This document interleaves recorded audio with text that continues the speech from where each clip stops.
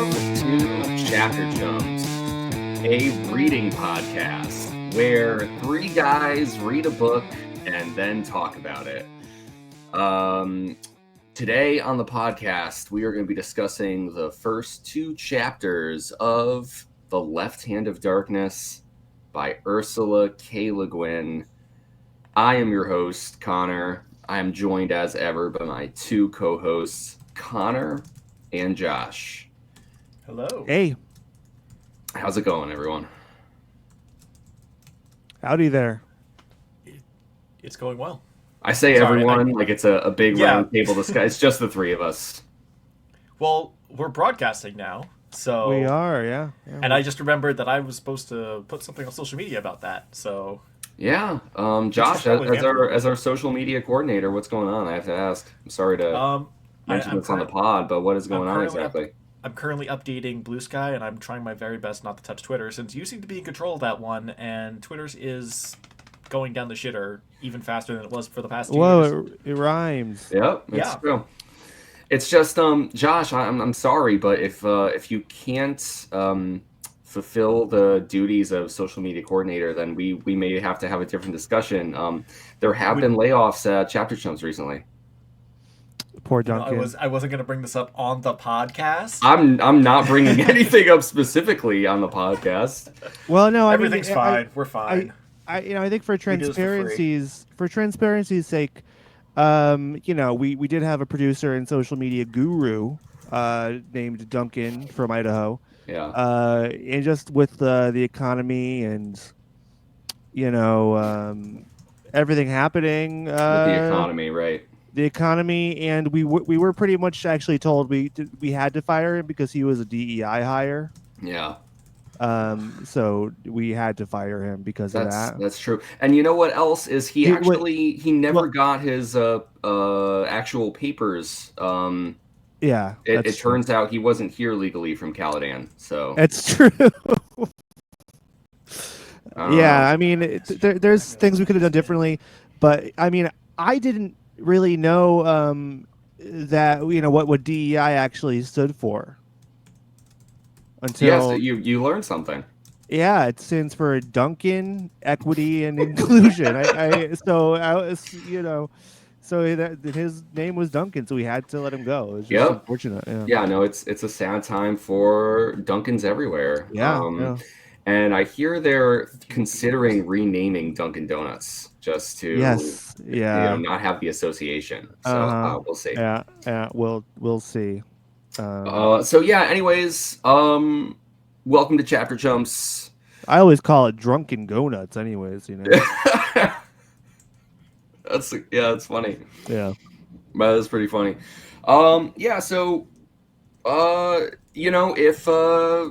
If you are a longtime listener, welcome back, because we have had a bit of a break here, and we've been discussing movies lately, which has been kind of interesting. But here we are, the very end of the first month of 2025, and feels like we're just getting in there under the wire to finally, restart our book discussion. And I'm really excited to be talking about a book with you today. Yeah, me too. We were the movie chumps for a little bit.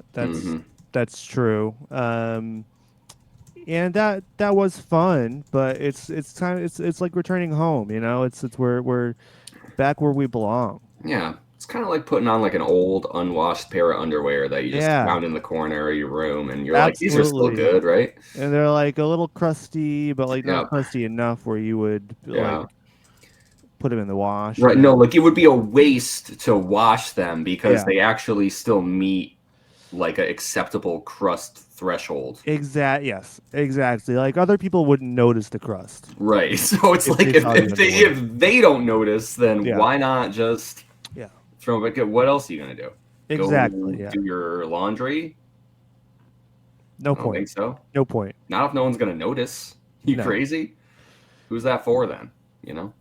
It's just I mean, and like this is the thing. It's here on Chapter Chumps we like have like real conversations that you like won't hear elsewhere. That's true. We like really tell we just kind of play it straight here. You know, we no bullshit. I think that should be that's our motto for 2025 Chapter Chumps. No bullshit. Yeah, we're gonna have to update the like the podcast image or like the title, like underneath in parentheses. I want it to say no bullshit. Yeah, I think that's perfect. Yeah, like we're finally like we're cutting through. Well, if you can provide that, I'll put it in the.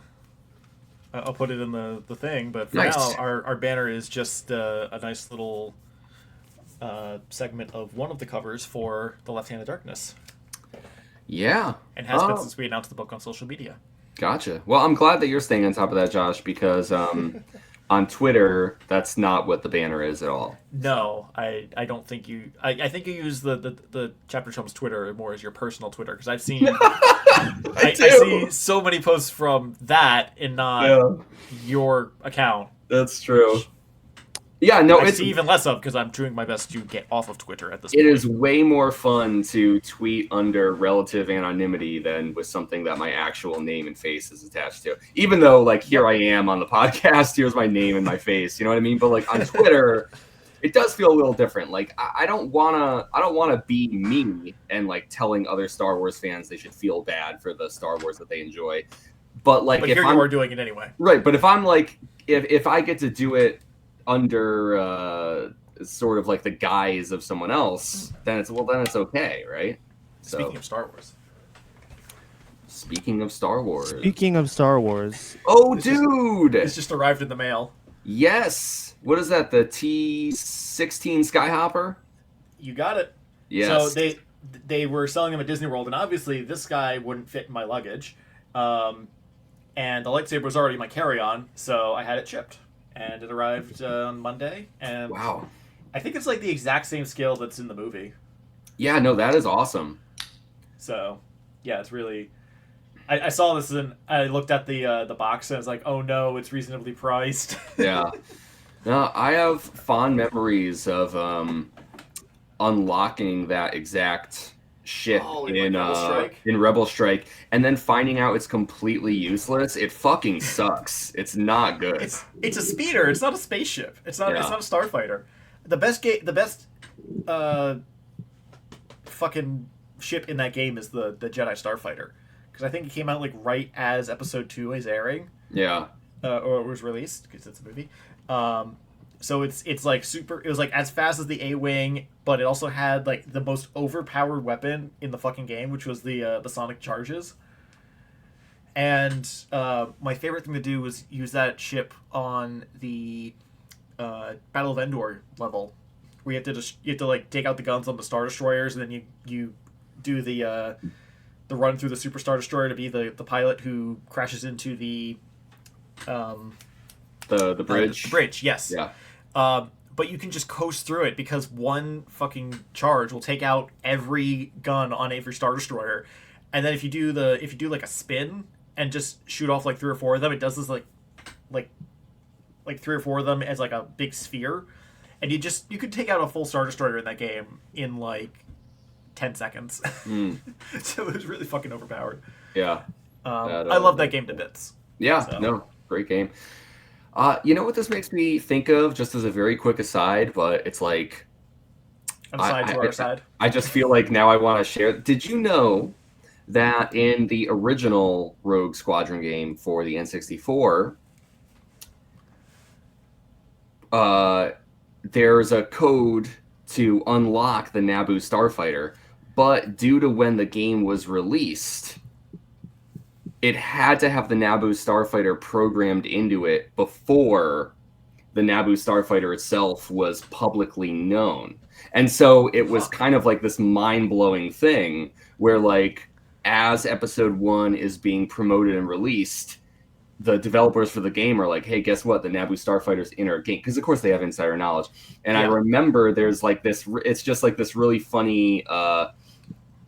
at the time, kind of like a mind-blowing timeline of events where it's like, because of course you can't patch things, or it's in a cartridge. And so they had already secretly programmed the Naboo Starfighter into the first Rogue Squadron game before anyone else knew what it was. And I just think that's really cool. Yeah. Have you heard that? Oh, my brain just went blank as I was talking this. Weird Al's The Saga Star Wars. Begins. Yeah, the Saga Begins, which Yeah. was written based off of leaks and rumors on the movie. Right. Yes, right. And it had come out before the movie, and it's exactly right, like beat for beat. Yeah. Yeah, it's hilarious. So that just came up my playlist like yesterday, so it was fresh in my mind. Yeah. Guys, speaking of Star Wars, quick, and Twitter, Please. Connor, I do have a question. I do have a question for you about something you posted. Yeah. No. Okay. I have a Wars bad feeling about this. To related. make a Star Wars reference. Yeah. There we go. So. Pretty much, it's you quote tweeting this post about the movie coming out that's going to be focused on Rey. Yeah. It's set 15 years after the rise of Skywalker. Yeah. And you said this is a quote. This is the tweet verbatim. Yeah. You said Jesus Christ himself could return to write this, and it still wouldn't matter. So I wanted to get some clarification on that one. Well, you know what's funny, Connor? Yeah. I'm not going to take ownership of that because that tweet is not associated with my personal Twitter account with my name and my image attached. Any one of us could have tweeted that. That comes from the Chapter Chumps account. True. I am not going to sign my name to that tweet. It's funny because I don't actually have access to that Twitter account anymore with my new phone. Could have been Josh. Yeah, Josh. I've never had access to that Twitter account. Okay. Someone must could have been hacked. Could have been hacked. Could have been Duncan. It could still be Duncan. Yep. But just to get into the mind of whoever wrote that, like, what did I'm just like curious, like, do they just not like Rey as a character? You think Rey is irredeemable? No. If I were to try to put myself in the shoes of that, of the person who wrote that, I would imagine it actually has nothing to do with Rey as a character. I think that the person who wrote that tweet actually thinks Rey was and had the potential to be a really great character, and actually did not share many of the misgivings and bad faith arguments against Rey. Like, for example, that poster doesn't think that Rey is a Mary Sue. Didn't have any problems with Rey in 7 or 8. Thought Rey was perfectly fine and really appreciated the direction of being a nobody. And then kind of felt like their character was sort of done a disservice by trying to attach them to 2 different lineages.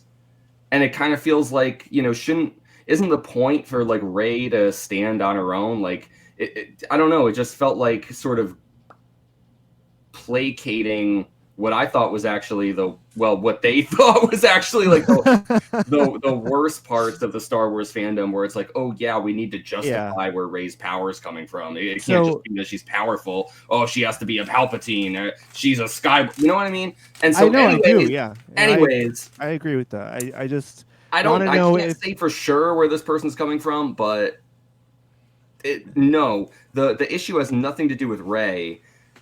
I think the problem comes from actually selling Rey as a character short in The Rise of Skywalker. So what are you going to do now? That's where I'm getting with like you think the character of Rey is irredeemable at this point. She was written into the ground so that even Jesus Christ himself, who was known to be a great writer of science fiction, and a noteworthy what if he delivered Star the Wars script fan? written in golden ink? Oh, great question. Well, if Jim Carrey came back to play Rey's Padawan, then maybe. That'd be hilarious, actually. All right, there we have it. Yeah, whatever. One of these days, dear listener, the 3 of us will be having a full-on Chapter Chumps Star Wars discussion. It won't just be an aside. We will be reading through. It won't be an aside in every other podcast that we do. Right. It will be a legitimate deep dive into Star Wars. One of these days, it's going to be nerdy. Yes, I will just have Wikipedia up on the other screen the entire time, just as fact check the entire time. Yeah, somehow the Star Wars Chapter Chumps will be happening, but today is not that day. Somehow, Robotnik returned. There we go. Don't give away Sonic 4. Come on. Yeah. So we are talking about a science fiction book today. And it's not so much Star Wars related as it is perhaps Dune related. Yeah, I mean, Maybe. well, About I the same think time frame. closer to Dune, certainly. It said it came out in '69, so that would be 8 years from Star Wars. I don't remember when Dune came out. That was like the '50s, right?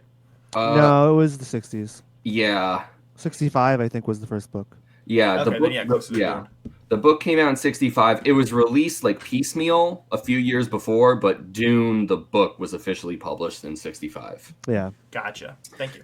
Um, yeah, this book here is something that I've wanted to read since I started reading Dune. Now, the very brief history of the podcast here, in some ways, is Connor and I set out to just read the first Dune book back in 2020 during the pandemic because that was just one of the things people did to stay sane, And you didn't Um, invite me at the time.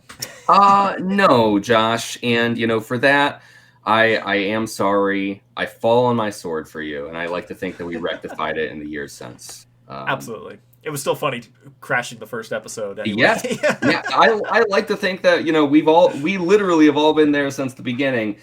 Part of the reason that I had reached out to Connor is because he had tried to read Dune before. We had talked about this. Mhm. And I had known from his own personal experience that he had tried to read Dune, but had not finished it. And I had read some of Dune because of a college course I took, but had not finished it. And so it sort of felt like for the two of us, let's read Dune because we've both wanted to, and now's the time to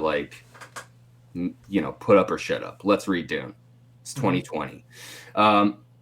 The reason I'm bringing that up is because somewhere within those early discussions of the Dune books, because that led into us discussing the 6 books, not the first, the entirety of the original Dune saga, the 6 books by Frank Herbert. You could find that in a podcast called Dune Dudes if you want to check it out. Which we recently it's not a dead podcast either. We just did 6 episodes of that talking about Dune Prophecy, the HBO miniseries, with a special guest you might recognize. That's right. That's all right. And anyways, what I'm trying to bring this back to is Connor. I remember that within those earlier Dune discussions, you had mentioned somewhere along the way something about the Left Hand of Darkness. Now, I had not heard of that book. In fact, I'm a little ashamed to say that my exposure to Ursula K. Le Guin was through Dune, because once you start going online and seeing what kinds of book discussions people who read Dune and love Dune are having, it turns out they kind of fall into very similar patterns or categories. And you will inevitably come across some Dune fan somewhere saying, man, if you like Dune, you gotta read Ursula K. Le Guin. And it's usually on the periphery of some kind of literary political discussion. So there had been this seed kind of germinating in my mind for a long time of wanting to read this book. And for Christmas last year, when I say last year, I guess I mean 2023. Yeah. For Christmas of 2023, Connor had gifted myself and Josh a copy of The Left Hand of Darkness. And we were like, hey, maybe we'll read it together. And here we are. It only took a year. I'm surprised it only took a year. Mm-hmm. And also, we have 2 firsts here in Chapter Chumps with this book. Number 1, this is the first time we're reading a book that I have not personally read at any time previously or attempted to read.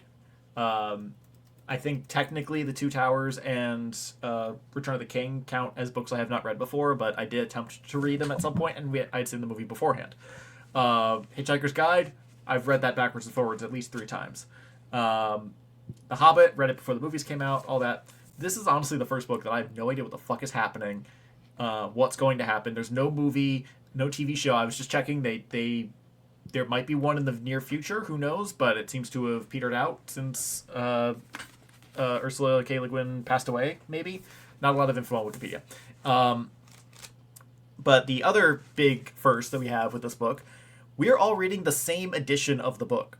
So our pages will actually line up for once. Yeah. Yeah, no, that's kind of amazing. So don't get used to this. No. And another first, I think this is the first book that I have read that neither of you have read thus far. Yeah. So, and I mean, for me, that's not really saying too much, just because my things go in and out, and this book left a very strong impression on me. I really, really adored it when I first read it, which I think. I'm not too sure, Connor, but I did read this book for the first time around when we started Dune, because back in those days I was reading a few books concurrently, which sounds fucking insane right now. Like Yeah.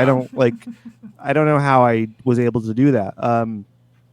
But so yeah, the worlds of Dune and the Hainish cycle, which is the universe, or these books in short stories of Ursula K. Le Guin they're all set in the same universe. It's not a series, like you can't chronologically read these, and it's not Lord of the Rings or Dune, and but I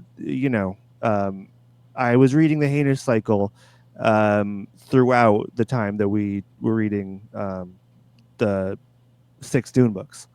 So they are intertwined for me, definitely. And I think Frank Herbert and Ursula Le Guin are similar and different. I think they're both, we'll get into it. I think there's similar concepts and ideas and philosophies that are sprinkled through both of their works. But Frank Herbert is, he's like a classical libertarian kind of guy, while Ursula Le Guin is an anarchist. Right. So kind of cool to get, but both of their works have to do with anthropology and ecology, and so I think we'll have. I mean, not to say it's all going to be Boss Baby and we're going to be bringing it back to Dune every episode, but there is there is going to be things we will pick out and connect. Yeah, I mean, there's always going to be crossover, and just like how Josh was kind of joking, but we, 9 times out of 10, someone's going to make a Star Wars reference or something on any given episode. There's just certain things we are, sort of hopelessly predisposed to cycle back into, and one of those things is Dune. So reading a book that I think in a lot of ways feels like it sort of has like similar roots to Dune, and especially for us as readers, it's like, what are you gonna do? What are you gonna do? Connor, you had mentioned that you had been reading, I guess, what is referred to as the Hamish cycle. So does that mean that you have read the other stories that are connected to Left Hand of Darkness as well? Or again, I guess not like linearly connected, but within the universe. You've read those as well? I have. I think I've read the entire Hainish cycle.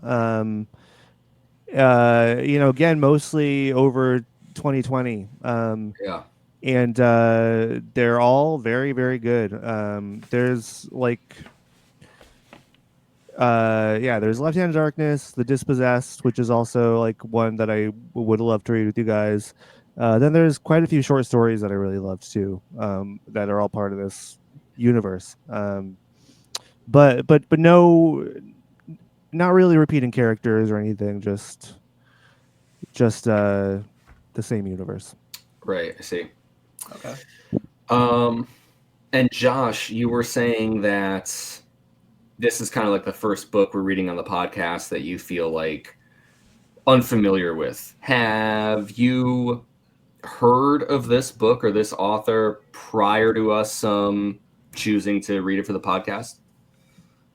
The book definitely not before Connor handed it to us for our gift exchange in 2023.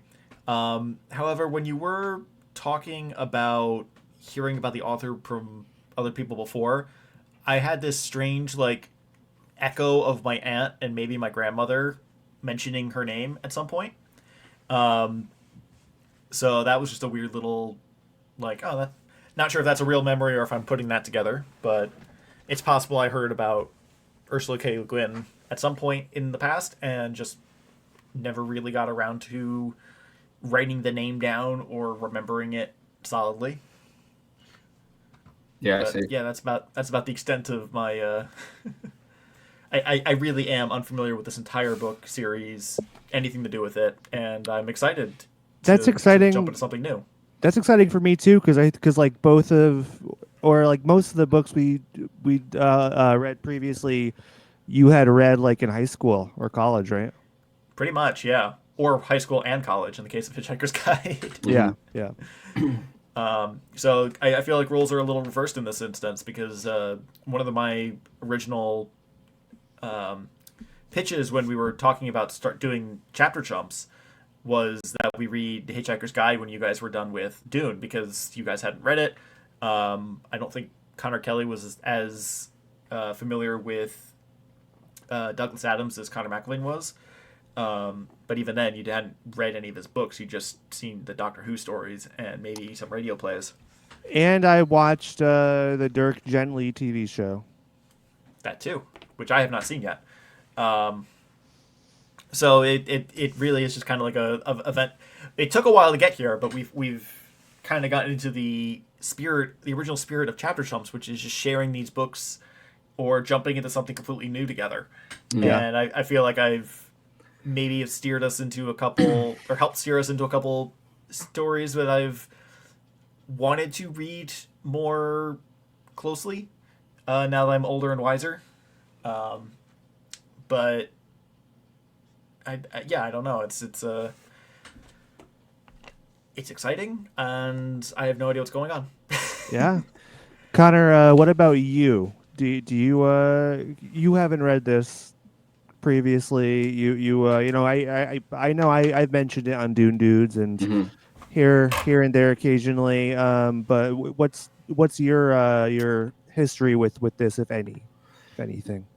Yeah, not much, except again, like hearing sort of rumblings about it um, from different corners of the internet. I guess what's kind of funny is that my wife, um, who is quite an avid reader and really puts me to shame page count wise. Not that it's a competition, but like I read through both these chapters today, and she comes home while I'm reading. She's like, "You almost done?" She's like, "I'm like, yeah, I got like 6 pages left or so," and she's like, "Okay, so how long's that going to take you?" And I'm like, I'm like she be, anyways. That's not the point of this tangent here because I'm relating it to what you asked me there, Connor. Because my wife has read through the entire Earthsea series by Ursula K. Le Guin. Oh yeah. She bought the full collection. It's this huge book, just one book that has, I think there's 5 novels and then one short story collection, which like is itself about a length of a standard novel. But I think that's right. I haven't read any of the Earthsea series myself, but she's read through it. She said that she thinks it's really good and that she thinks we would like it. And since I got this book from you, Connor, she's also read The Left Hand of Darkness. Oh, So I pretty much told her, like, don't tell me, you know me, spoilers. I'm like, we're going to read it, so don't tell me anything.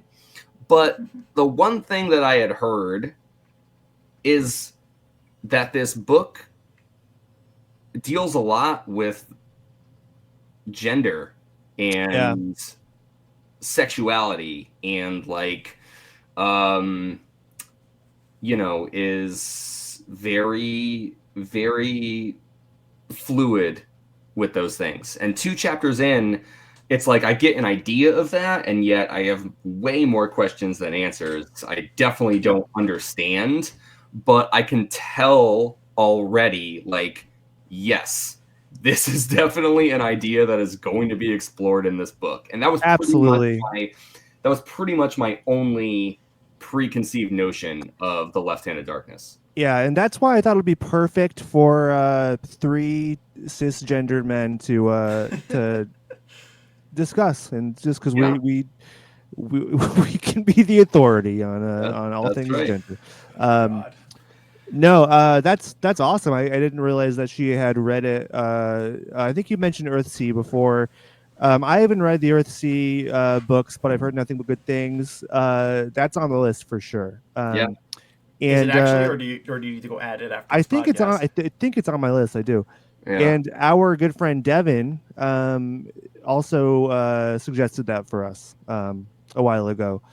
Okay. Because she's a big fan of the Earthsea series as well. So yeah, um, yeah.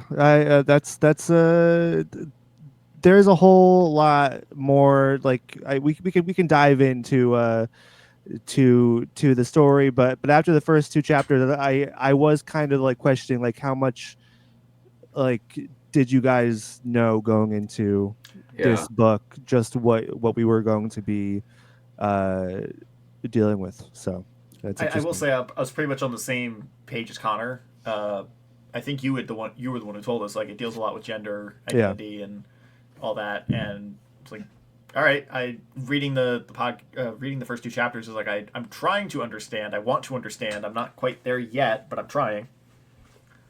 Mostly, it's just questions about like, wait, what's going on? Not Yeah, like sure. how Yeah. and like the actual like biology of the people of winter, who I forgot what they're called. Geshens? Josh, we are going to have to talk about Pronunciation. the vocabulary and the terminology in this book. Yeah, This feels a lot like reading the first few chapters of Dune. exactly. I thought that many times. This is gonna be a fun one, for pronunciation. Yeah. Sorry, I'm just gonna fact check here. Connor does in fact have Earthsea in his list.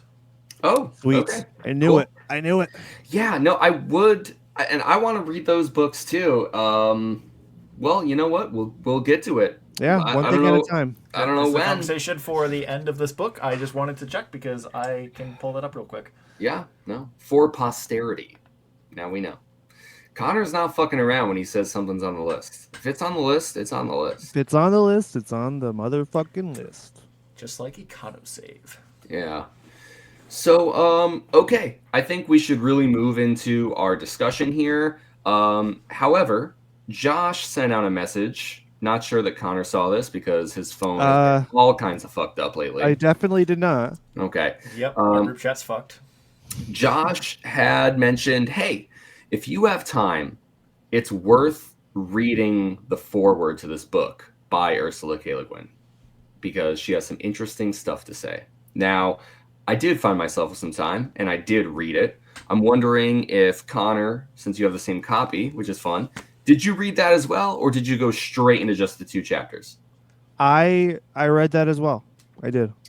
Okay. All right. Without even having to be prompted. Didn't even have to be. Yeah. Didn't even have to Didn't talk have to be about it. prompted. All right. Well, let's talk about it. Josh, since you're the one who brought it up, would you like to start sharing your thoughts? Well, that might be difficult because normally when we read, I do take notes. When I was reading this on Monday, I found that I was not taking notes, and this may come back to bite me, like it is right now. The author's note, written by Ursula K. Le Guin, as you may imagine, as I stall. He It's hard for me totally to knows what he's about to talk about. I'm trying to put into words what I thought while reading it, and there were some lines that jumped out at me about don't believe novelists, don't believe writers. They are liars by trade, and but that's a good thing is kind of the argument, and that a science fiction author is not telling you what is going to happen, isn't always making predictions, like Arthur C. Clarke says, like extrapolating from what is current to what will be. But it's more of just like, oh man. Well, See, it's been too- I think she talks about kind of like describe it, because people imagine science fiction as, like Josh said, a prediction of a possible future, and it's funny because we're going from 2001: A Space Odyssey and 2010 Another Fucking Odyssey, which that's exactly what those books are. They're future predictions of yes. the world to come, and obviously we talked about that and how right and wrong they were, mostly wrong, but and But also surprisingly correct. yes, in other ways. But she's saying here how that's actually not the whole story. Science fiction It's not can the just point. it's Here, not the point exactly. Yeah. I think I found the line that really stood out to me. In reading a novel, any novel, we have to know perfectly well that the whole thing is nonsense, and then, while reading, believe every word of it. So she's pointing out like the whole absurdity of what it is to read a fiction book. Um, so I don't know. I read that and I was like, all right, I gotta get into the actual chapters we agreed to read for today, and but first I'm going to let you guys know that hey, this author's note actually was like an interesting read and put out some interesting concepts. I probably should have taken more notes on them. No, I do think that we're always kind of stitching things back to the things that we've read, and I feel like that observation and the way that she writes it feels like very witty in the way that something Douglas Adams might describe something too. It's like, well, we're all aware that on the face of it, it's bonkers, right? And yet Mm-hmm. it is because it is nonsense that it can like hold this inherent truth that like you can't get to otherwise. I I feel like Stephen Moffat has said this about writing Doctor Who almost verbatim. So he might have read this note. I do like the description of like when you read a novel, you are absolutely insane because you are like you believe you are hearing these characters and seeing what they're seeing, and all that. It's like, oh, it's certainly an interesting lens through which to look at something as mundane as reading a book, and use of the imagination, which is something that everybody does, supposedly. Definitely. And what I thought was, well, I kind of have something I want to mention about it, but before I do, since we were talking about connecting to like other writers and authors and stuff too, Connor brought up 2001. I kind of felt like that when Le Guin is referencing speculative fiction or extrapolative fiction, I think is what she calls it. I think she's directly calling out 2001, which I thought was really fascinating because she name drops the year. Yeah, she says what America will be like in 2001 and all that. And that's, I mean, I think the foreword by the other guy mentions that this book came out in '69. So when I saw that, I was like, oh, the next big sci-fi that she's going up against is 2001: A Space Odyssey, which would have been out like a year, probably when she was writing this, if this came out in '69, depending on when she wrote the book. Yes, because we were saying that 2001 came out before the moon landing, so I think it came out in '68, right? It's 67 or 68, I forget which one. Yeah. So it is fun. And yet, you know what is it's like the whole conversation is fascinating that these authors are indirectly having, because again, so we had read 2001, we read 2010. The foreword to 2001, I believe it is, we talked about this too. Arthur C. Clarke has this whole thing about the story sort of being an attempt to predict the future. He admits as such. And yet he still kind of has like the humility and the acknowledgement to say, regardless of what this book states, the truth will always be far stranger. It's something to that effect. Yes. So even Arthur C. Clarke plainly saying that a lot of his writing is an exercise in trying to be predictive, he's like, but come on, guys, I'm not really seeing the future, right? And so it's kind of funny that here's Le Guin seemingly calling out 2001, and I think maybe with a little bit of like criticism or reduction to it, saying like, well, is that really the goal of science fiction? And yet I think that Arthur C. Clarke and Le Guin actually agree more than they disagree here, because I don't think that 2001 is solely an exercise in what 2001 might be like, because then when you get to all the shit with the monolith, it's like, well, I think and especially in 2010, we're beyond that, right? Then it does become a story of like, well, what is humanity? Like once you get the whole thing with fucking, man, why can't I think of the baby's name now? Jeez. Space Baby. Yeah, but Star their Child? name. Yeah, no, but who they were before in the book.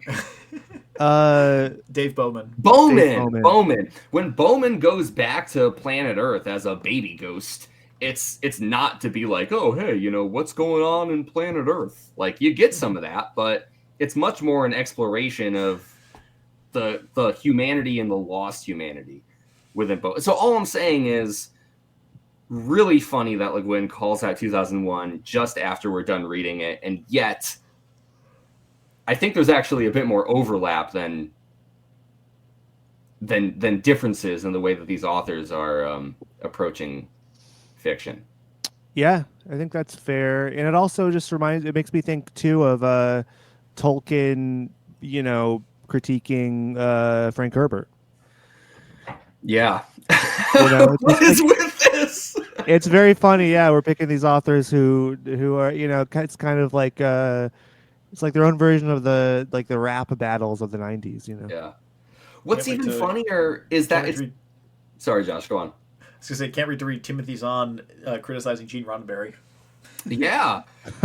No, what's funny to me is that like everything that we're coming in contact with has largely been in chronological order, but completely unintentionally. Like when we're reading Tolkien commenting on Dune, nothing inherently had it to be that way that we're reading them in that order, And then when we get to 2001 and there's fucking Lord of the Rings references within the book itself, that didn't have to be the jump from 2001 to or Lord of the Rings in 2001, and now we have Le Guin commenting on 2001. It feels like no matter where we go, without any true like forethought to how these things connect to each other, there seems to be some kind of coincidental connection, which is very Hitchhikers. So I don't know what to say, but it's funny. Everything is a coincidence back to Hitchhikers. Yes. Yeah. It's the great uniter. I think the last thing I want to mention is just so with the forward here, it is funny that Le Guin's talking about like, well, what's the nature of truth, like, and Connor brought up, or sorry, Josh brought up that Le Guin mentions that reading a book is kind of like a temporary state of insanity, right? And so it's intriguing to me that these are the ideas that she's putting forth here in the foreword, and then you start reading the book proper, and the very first thing that you read on page 1 is like the point of view character who's like, yeah, so what is truth, right? It's like, I'm going to tell you this story, but there's no real way to say what the truth is. And then we kind of get this later idea that all the kings of whatever this fucking place is called, all kings on this planet are referred to as mad or insane. And that it doesn't seem to be just like a like metaphorical kind of aside. The more that I read, it kind of seems like this is something that the characters are taking actually very seriously. And so obviously it's no coincidence that the author who wrote this book is exploring these ideas, but I do think it's interesting that she lays them out very plainly in the foreword, and then you get into the story, and it seems like the characters themselves are exploring and grappling with those very ideas that she just had you read through in the setup to the story itself. Yeah. What was I gonna say? I forgot. I'm sorry, man. I was yammering for too long. No, it's okay. Okay. Well, does that mean we want to get into our chapter discussion? I I don't say see why not. I say bring it on. Well, all right. The chapter discussion. Chapter 1 is what? The parade in Aaron. Oh boy. Now I gotta open up my book. The name of parade? this, Yeah. Rang. which is a very Lord of the Rings name, I thought. Yes. Yeah. Feels very Also, European. It feels like there's a lot of new vocabulary in this book that starts with an ER or EH sound. Or a K. So it's lot of overlapping vocabulary here. Can I finally have my feet back? Yeah, no, definitely. Le Guin is thinking a lot about language and making up a lot of her own unique vocabulary to, I think, make the world feel more alien, but like fully realized. You know, these words to our like main character, they're learning a lot of these concepts, even though we come to find out that they have been living on this planet for the past 2 years. So I kind of like this idea that it's not like total fish out of water. So it doesn't ever feel like the book is like condescending or pandering to you when it's explaining things. And so you sort of get this mix of things that the main character knows and are not explained to you, and you just have to sort of absorb it and move on. And then certain concepts where the main character might have heard of them before, might be familiar, but they're kind of like, yeah, I'm a little lost. And so you sort of get this mix of Le Guin taking the time to explain certain things and then leaving things sort of just to linger and to be pieced together through context as you read. And I think there's a really good mix here in the beginning of those two things. Yeah, our first chapter is a parade, and I was saying Aaron Rang. There's a couple ways you could go with everything here, I know. Yeah, I think that's close to how I thought of it as well. And, okay, let's see if we're going to fight over this one. Because I keep saying our main character, but from what I can tell, it seems like their name is Genli I. Yes. I think it is I, yes. Yeah. Seeing the letters A and I next to each other these days makes you want to say AI. Yes, I was going to say the same thing because that was not a thought in my mind. In 2020, obviously, AI was a thing. It was like a thing that was being worked on, but it was not a thing in the way it is today. So yeah, it's like it's a bit of a it doesn't take you out of it, but it does make you like you're like, wow, I think of those two letters differently now. Yeah, true. Mm-hmm. So I'll be honest, my pronunciation of it comes from the anime Oshinoko, where one of the characters is named I, and spelled AI in Latin letters. So yeah, that's kind of how I've been forcing it in my head. It's like, all right, I have seen this used as a name before, so I'm gonna assume that's the pronunciation we go with here. Is my camera frozen? It is frozen, but it's a really cool screenshot. Oh, okay. So. I was kind of wondering, when I look at the first name here, so we're all on board with I. Now, I was thinking Genli, hard G, but as I was reading, I was wondering, like, could it be Genli? Only because it's like, could there be some sort of connection to the word gender? And not to jump ahead, but like one of the things I was thinking is we're introduced to this character who is like close to the king, and Genly is talking to them at the parade, and then we get more about them. I was saying Estraven. Estraven. Yeah. And listen, I'm only 1.5 drinks in here, and I don't want to be reaching too far. Oh, like estrogen? Like estrogen. Yes. Yeah. Yes, actually. Because I was like, is that? I don't know. I'm just wondering if there's any basis for pronunciation there. But as we've already said, I really don't know what I'm talking about. So I don't know if I'm reaching here, but I felt pretty sure about Genly before, and now I'm just wondering, but I'm still going to say Genly because that just sounds more right to me. I would agree. I mean, the more we say it, Genly kind of feels right to me, but I don't know. That's one that I'm kind of up in the air about. I don't think it, it doesn't come to me strongly either way. But so I'll get back to you on that. The estrogen thing, I never thought about, but maybe it's like a little subconscious or like subversive little Easter egg or something. I don't know. Maybe.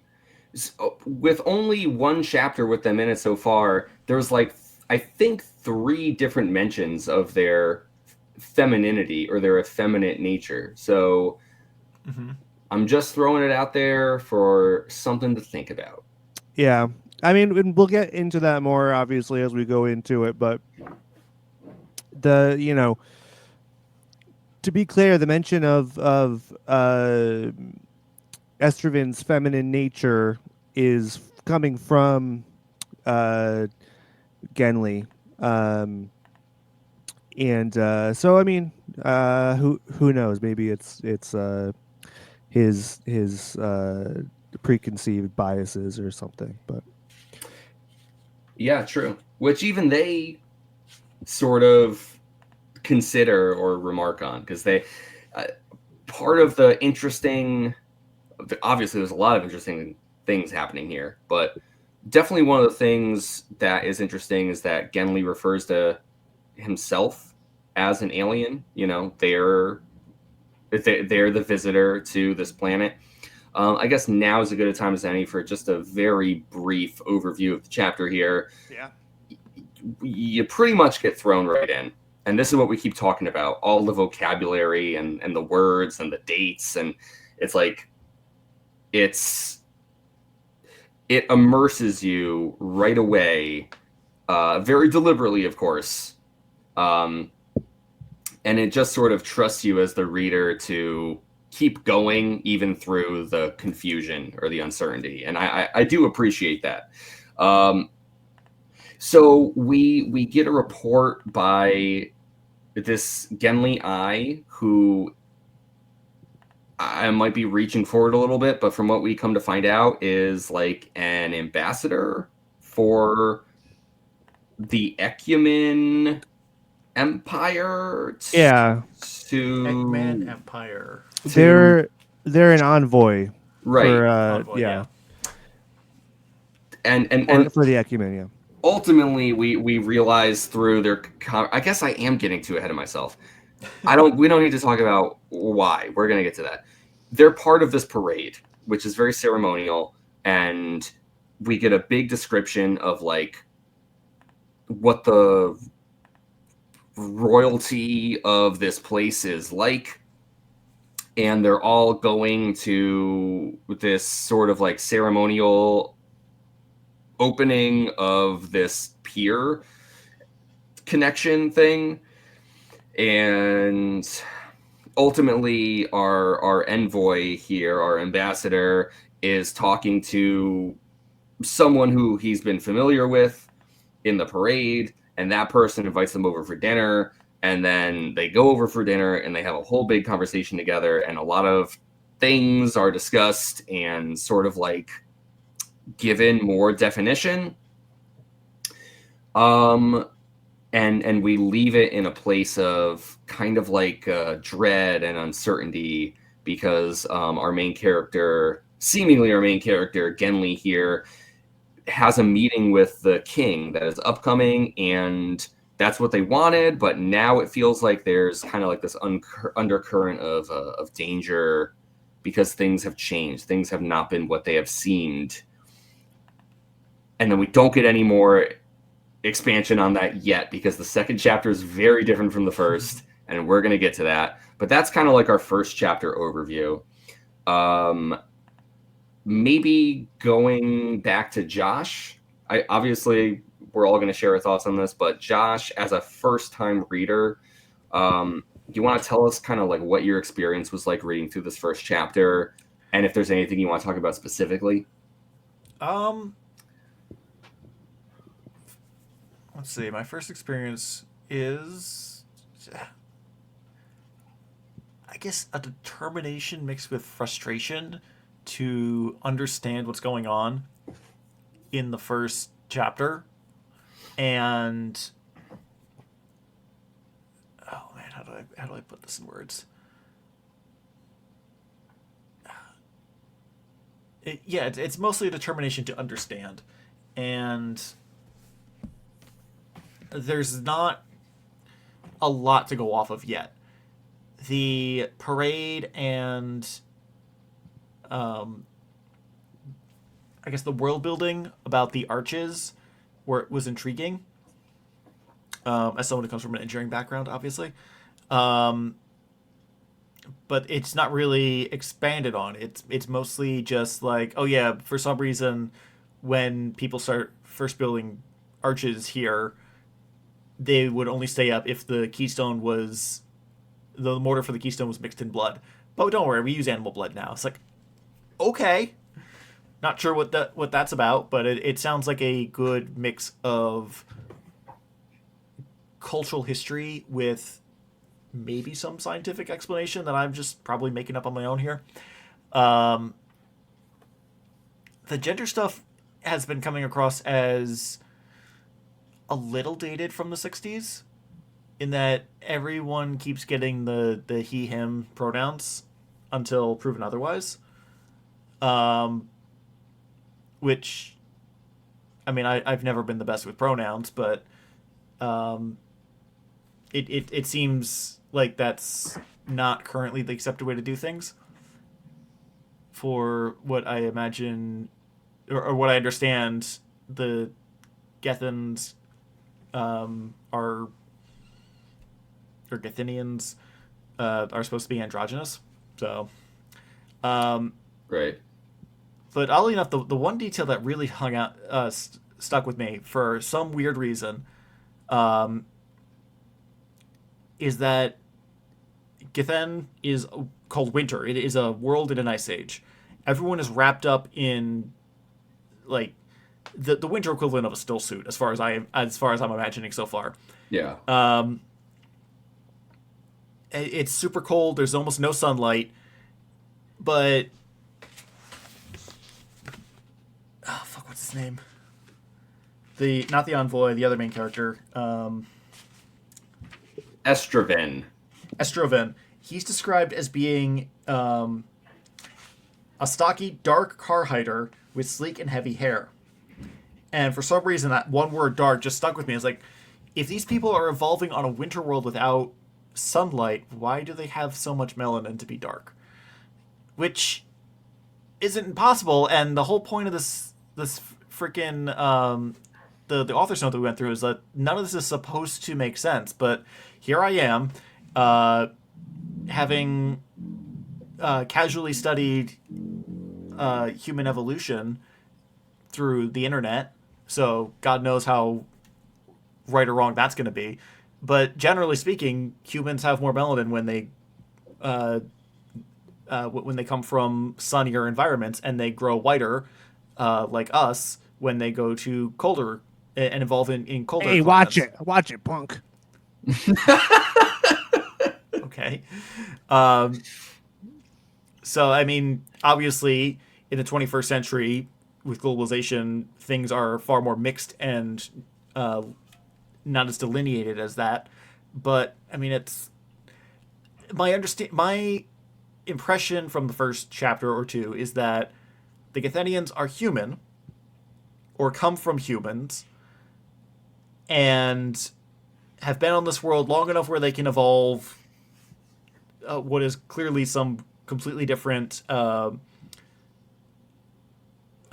reproductive strategy. So there are thousands and thousands of years of evolution here, probably more than Dune, if I had to guess, between Arc time and when Dune takes place.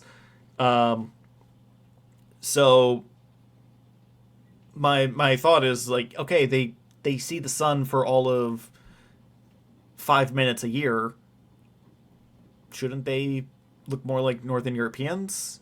But or not to say European, but just people from cold environments who evolved in colder environments. That's I don't know why I'm so hung up on it, but I also don't know when this ice age started. It could be it fell into an ice age 500 years ago, but a lot of the stories seem to be. I say a lot. The stories that we have of this culture in the first two chapters seem to indicate that they've grown up in the ice and that their culture has developed among the ice. So Yeah, I don't know. Estervin is certainly used to it. Yeah, Yeah, I do get your meaning, Josh. I'm not trying to be racist. No, You're not. You're not. You're, don't worry. I Don't know. worry. You're not being racist. I know. Trust me. Us two white guys, We me and can Connor, we say got it under control. for here. once and for you, just All right, we can on our tell you for authority, sure. All you're right, safe. it's all good. No, I think kind of going off of that line of thought, because the thing that stuck out to me related to that, Josh, is I wish that there was more description of some of these characters, because Yes. the I believe it's the cousin of the king who ends up speaking to Estraven during the parade, and we sort of get the impression that he's somewhat of a slimy, unsavory fellow, but he gets, or maybe I should say, they get the most description out of any character so far. They're described as their skin being yellow. They have long yellow teeth, and they have wrinkles on their face, even though they're not old. Yes. And to Genli, who we do come to find out is from Earth, and I think we're meant to just think of as a human like you or me.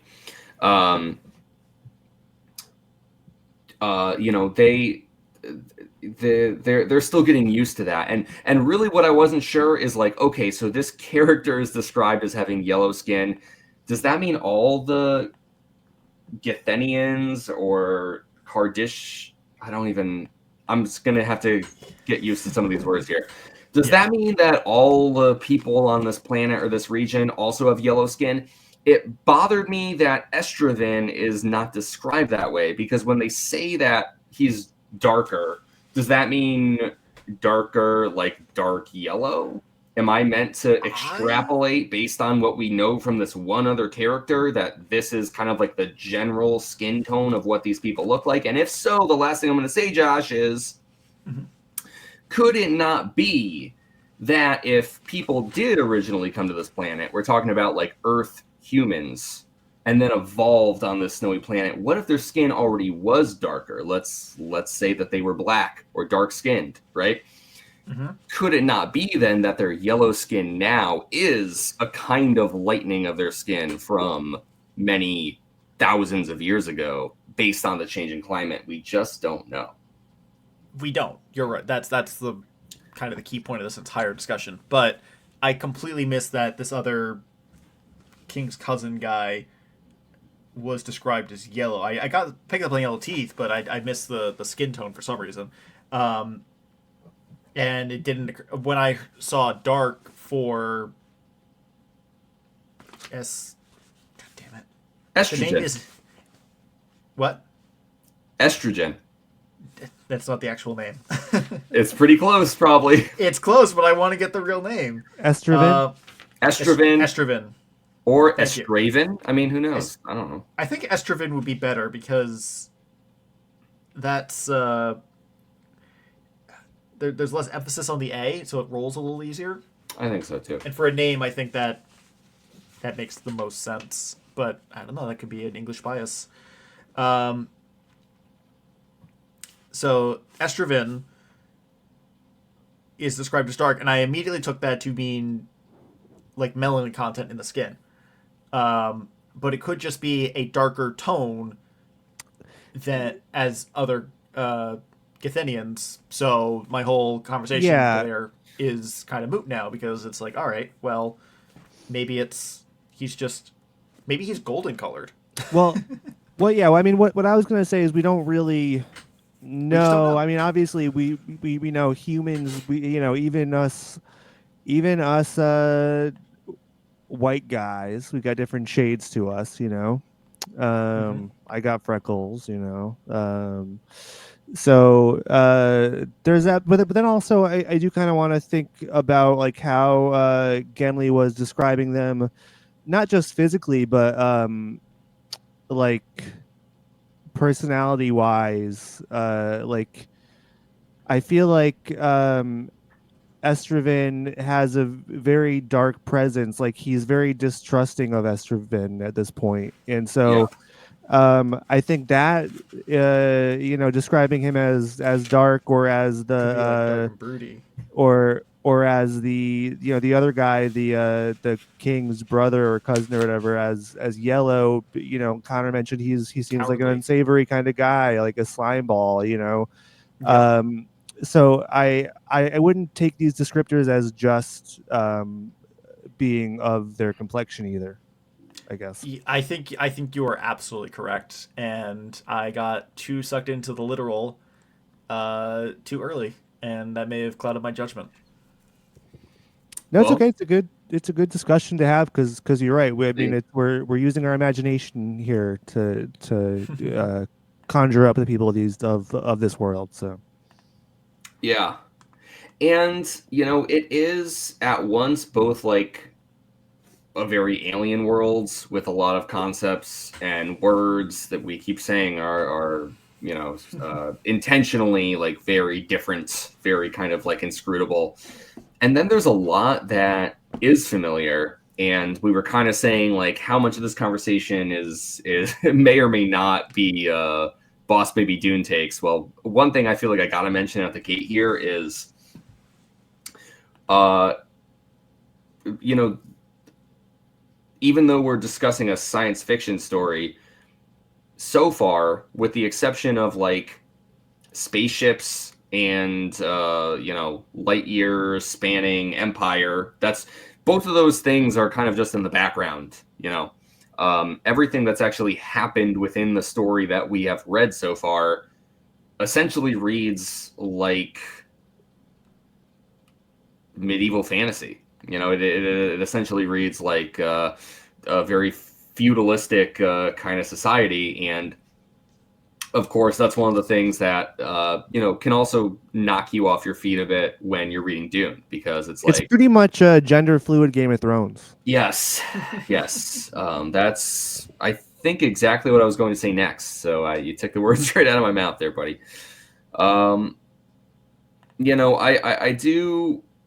I do like this feeling of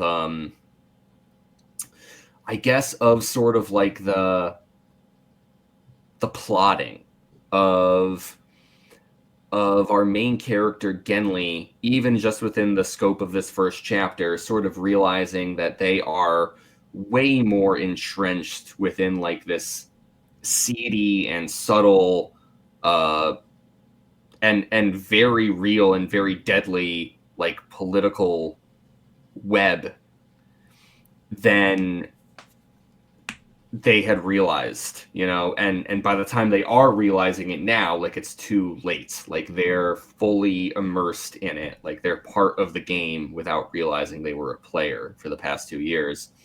And I thought that was like a really intriguing sort of twist because after everything else in this story, it's like this is something that I think feels very like to the reader, it feels kind of familiar. Like it does sort of feel like that idea of Game of Thrones or even like Dune, where it's like, there's Conley there, there's the rules between uh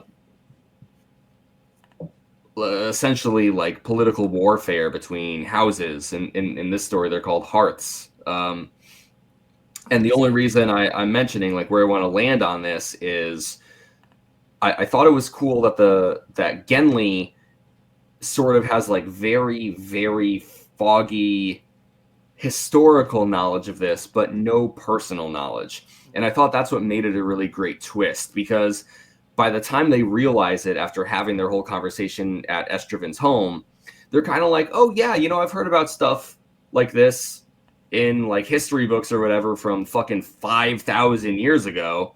But you, the reader, are like, oh, buddy, oh, this is not good for you. You know what I'm saying? So I really appreciated that gradual sort of reveal that Genly is sort of in the shit.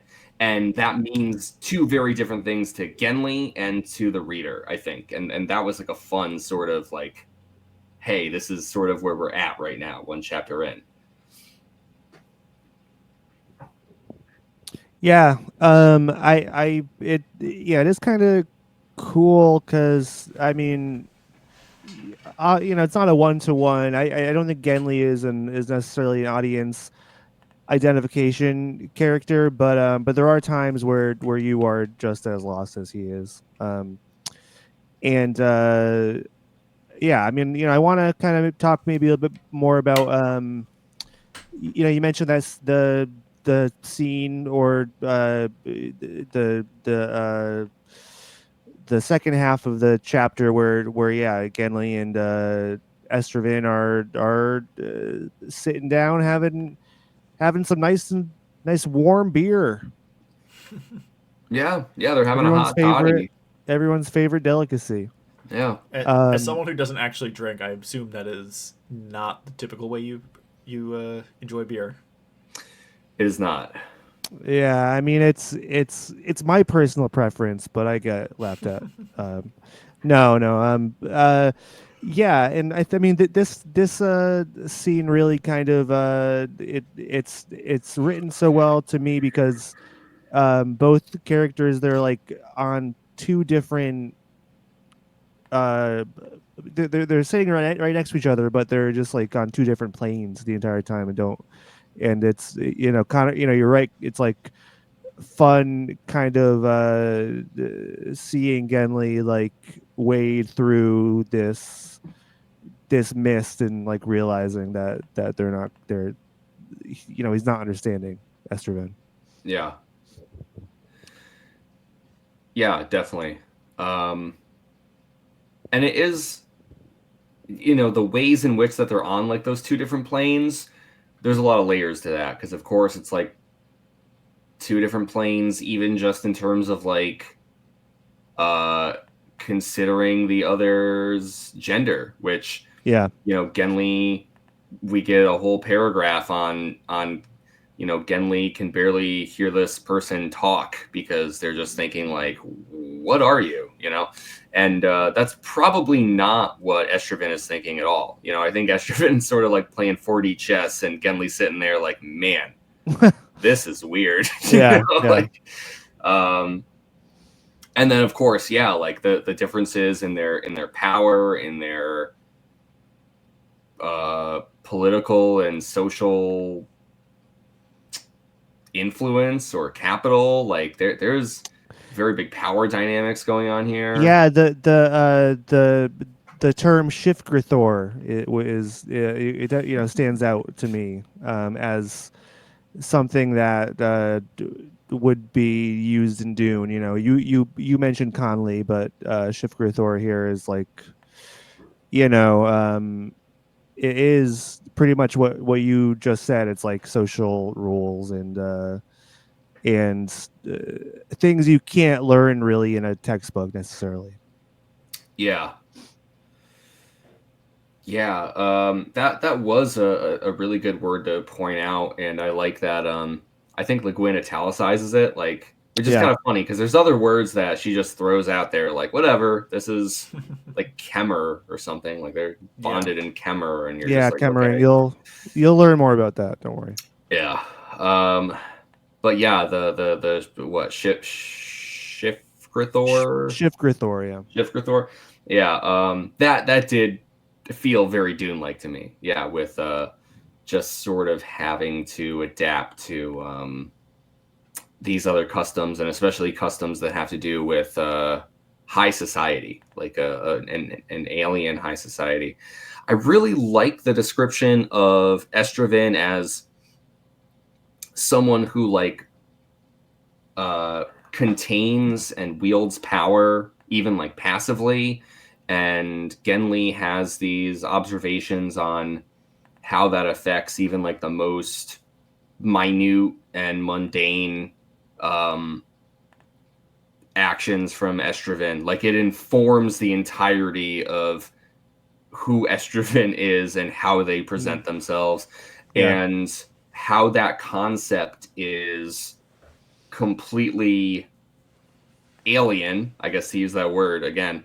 It's alien to Genli, who, coming from the Ecumen Empire, which seems to be this sort of like impossibly vast empire or alliance of worlds that I think you kind of get the feeling is like so big that there is no centralized power to it. Mm-hmm. And so like that is sort of why that Genli coming as an ambassador from the Ecumen Empire is like sort of so off kilter and and completely foreign to the idea of completely centralized power, even within something that from the outside looking in might seem like very petty or small, but like Genli has never witnessed any one individual possess the kind of power that someone like Estraven has anywhere else in the Ecumen Empire. They just don't exist. Mm-hmm. And so even just to have like what would otherwise be probably a very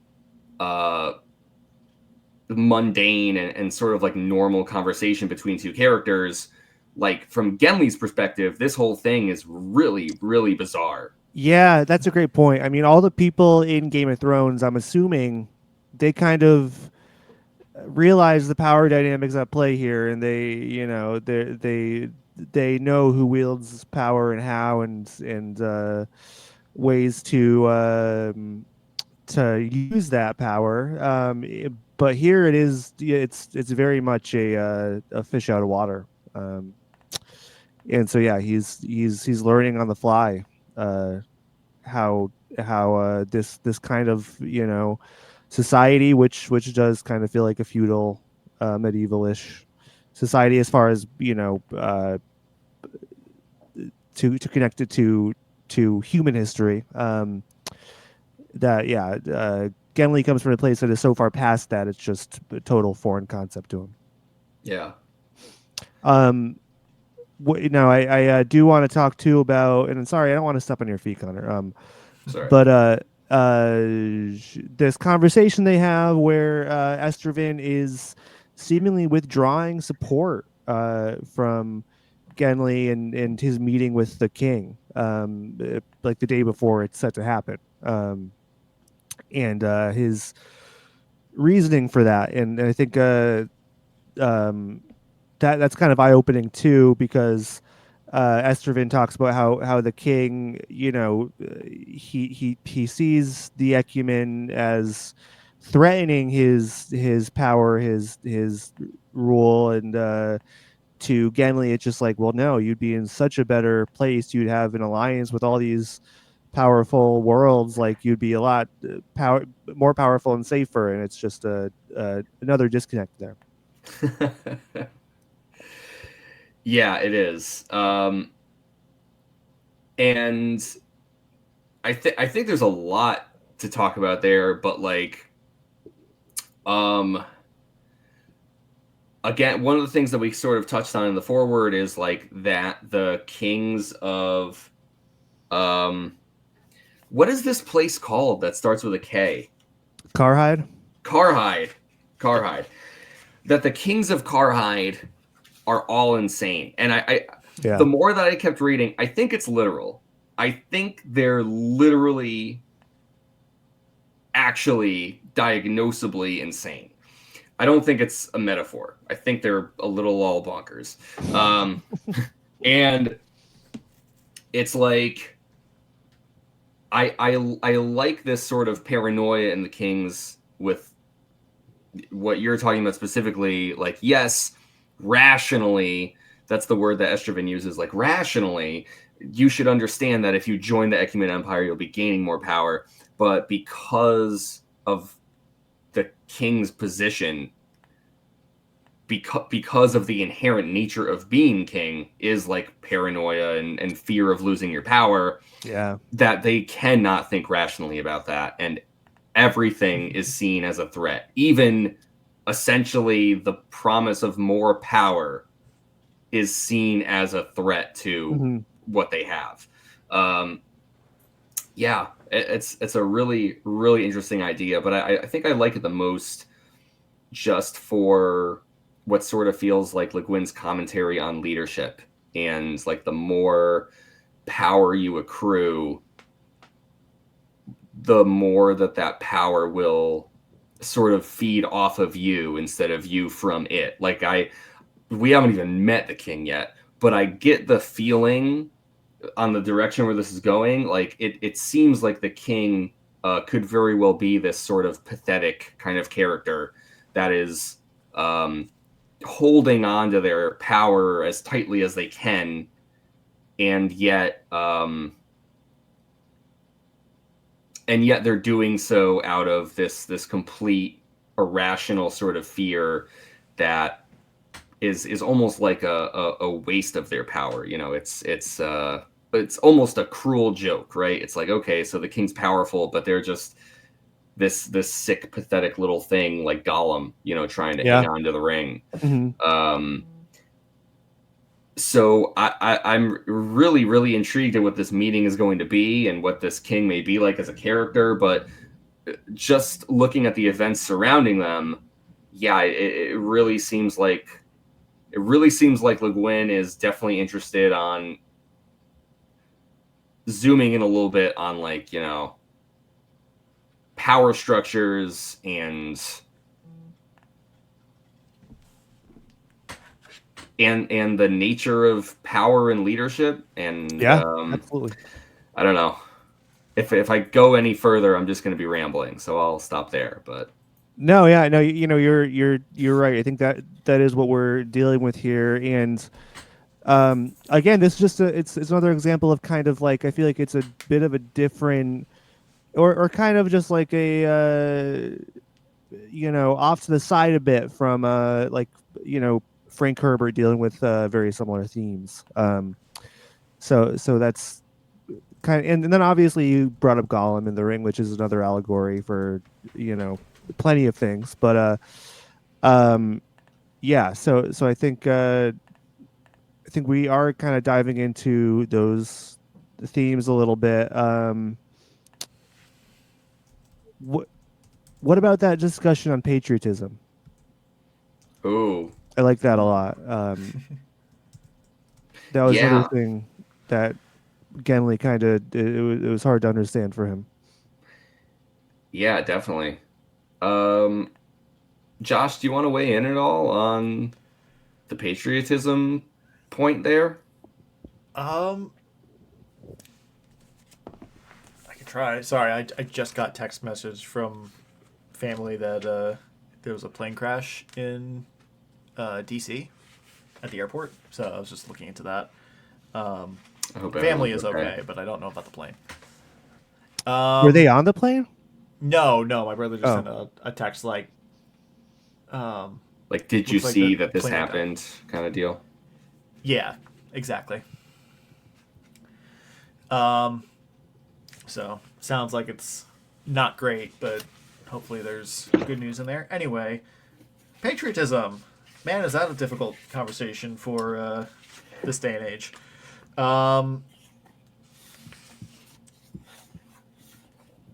Do you want to know what page it's on, Josh? I found it. Please. Okay, page Should we go take 20, notes?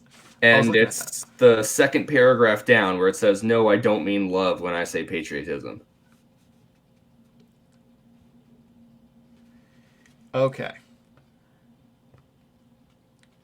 Yeah, fear of the other and its expression are political, not poetical. Hate, rivalry, aggression. It grows in us, that fear. It grows in us year by year.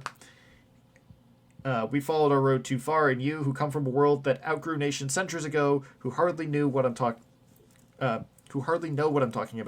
who show us the new road.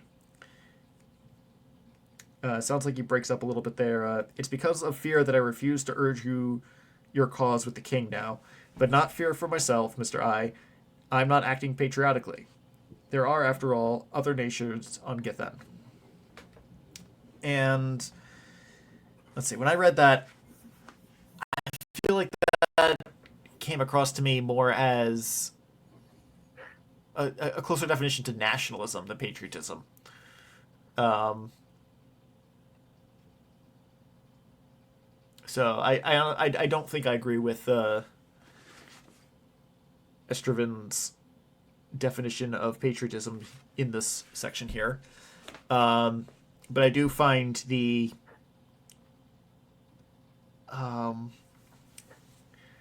fear of the other and that road that he's describing, that stood out to me as very interesting, and I'm not sure how to put it into words. If you guys want to take up here.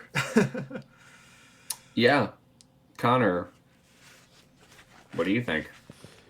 Yeah, no, I think Josh is right. I mean, I think patriotism and nationalism. I mean, for a lot of people, it's they they are more or less the same thing, unfortunately. And yeah, it's just an example. Like Josh said, it is a loaded idea in this day and age. And here we are, kind of coming at it from the vantage point of like somebody who doesn't have to deal with that is looking in on, it seems silly and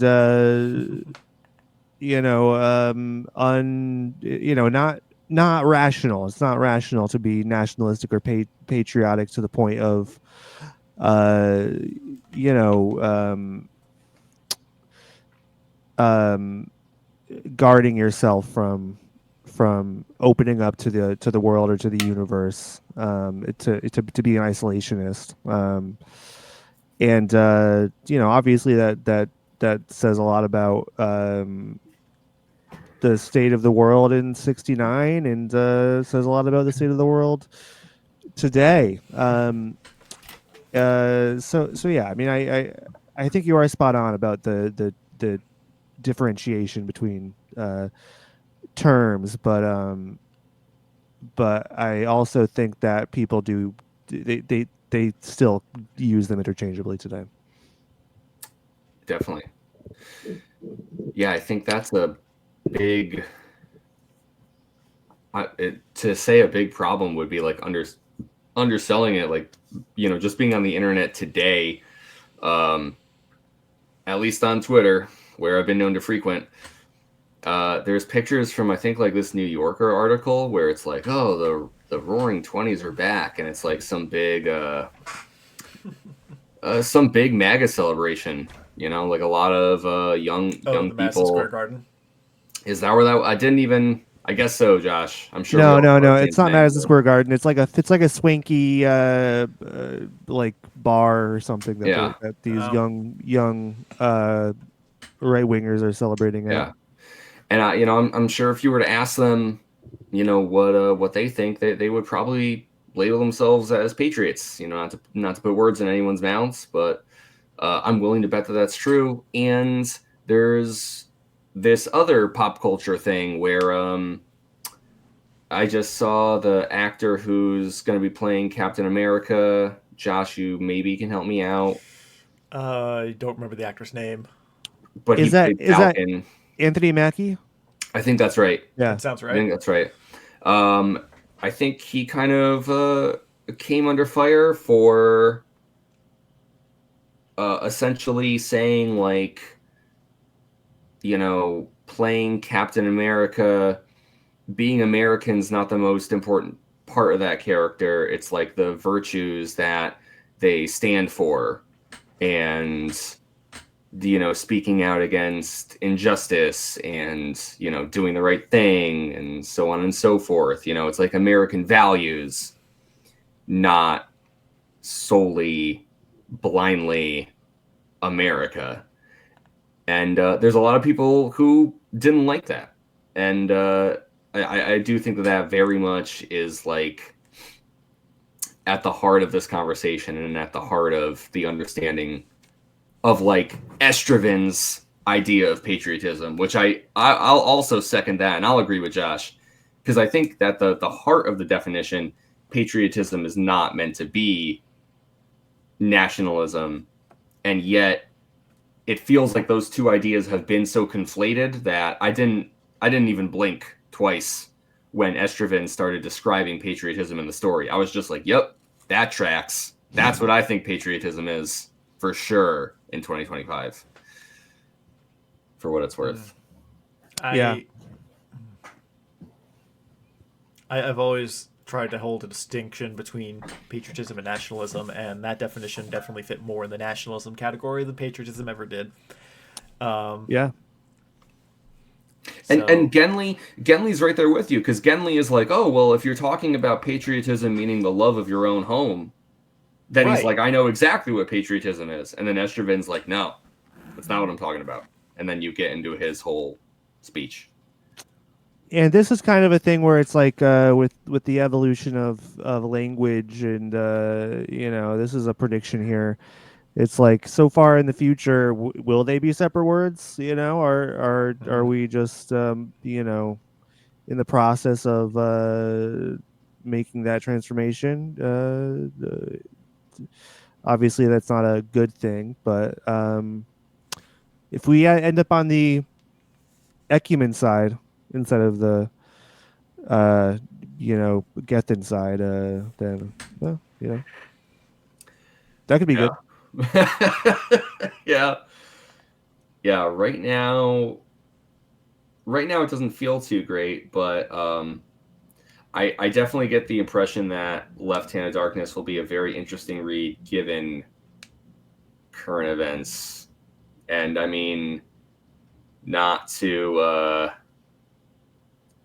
be so bold, but I mean, just recently within Trump's presidency, we get like the whole executive order that the United States is only going to be officially recognizing two genders. So there's a lot of very pointed and deliberate moves being made by the government right now, that feels like it is kind of done with this intent of walking the country back. It's a pretty broad term, but just one man's perspective. And so to be reading a book from what did we say, 69, that is within the first chapter going to be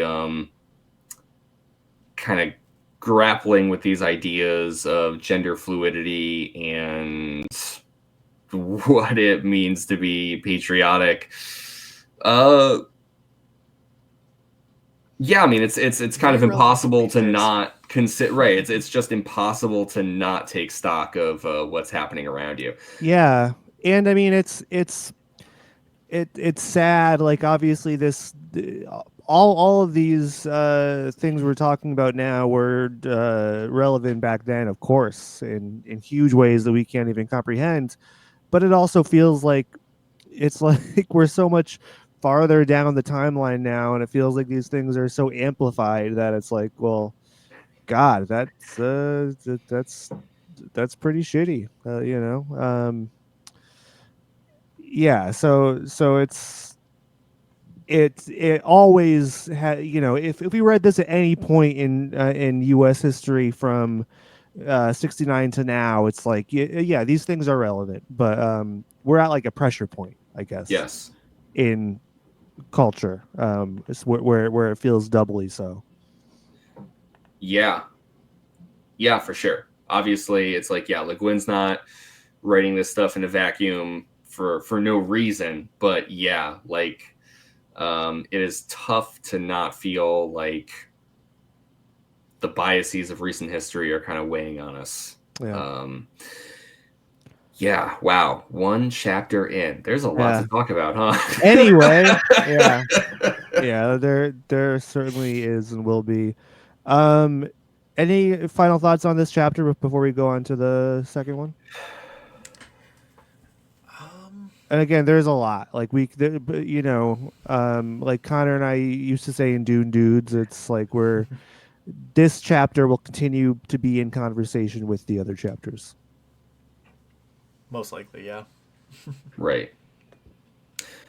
One tiny little detail that stood out to me uh, was at the dinner. They apparently Githinians have a table uh, utensil that's just for breaking the ice on in drinks that forms between when they take sips. I just thought that was a Yeah, thoughtful Yeah. little detail that's kind of silly but also sad in a weird kind of way. that Yeah. is. Yeah, I like what you said before, Josh, about you were describing one of the characters like clothing or outfits as a still suit, but for the winter, like for I for the just extreme how I'm cold. imagining it. Yeah, Well, yeah, but I mean like the larger point is sort of like uh much like how the extreme heat defines Arrakis, it's the extreme cold that defines Githan. Gethin. Is that the yeah. Winter. And Yeah, and yet like it's kind of funny because instead of it's like yeah, characters get cold, I'm guessing, but we see at the end of this chapter as Genly is leaving, Estraven kind of makes this snarky little comment. He's like, "Are you cold right now?" And it's like literally below freezing and snowing, and so from the human like perspective, it's like, yeah, it's fucking cold as shit. But clearly, the Githinians have adapted to it. They don't experience cold the same way, or they have a higher tolerance to it, yeah, even though Yeah, because they he have the walks out at the capacity to get cold. yeah they walk out after the dinner and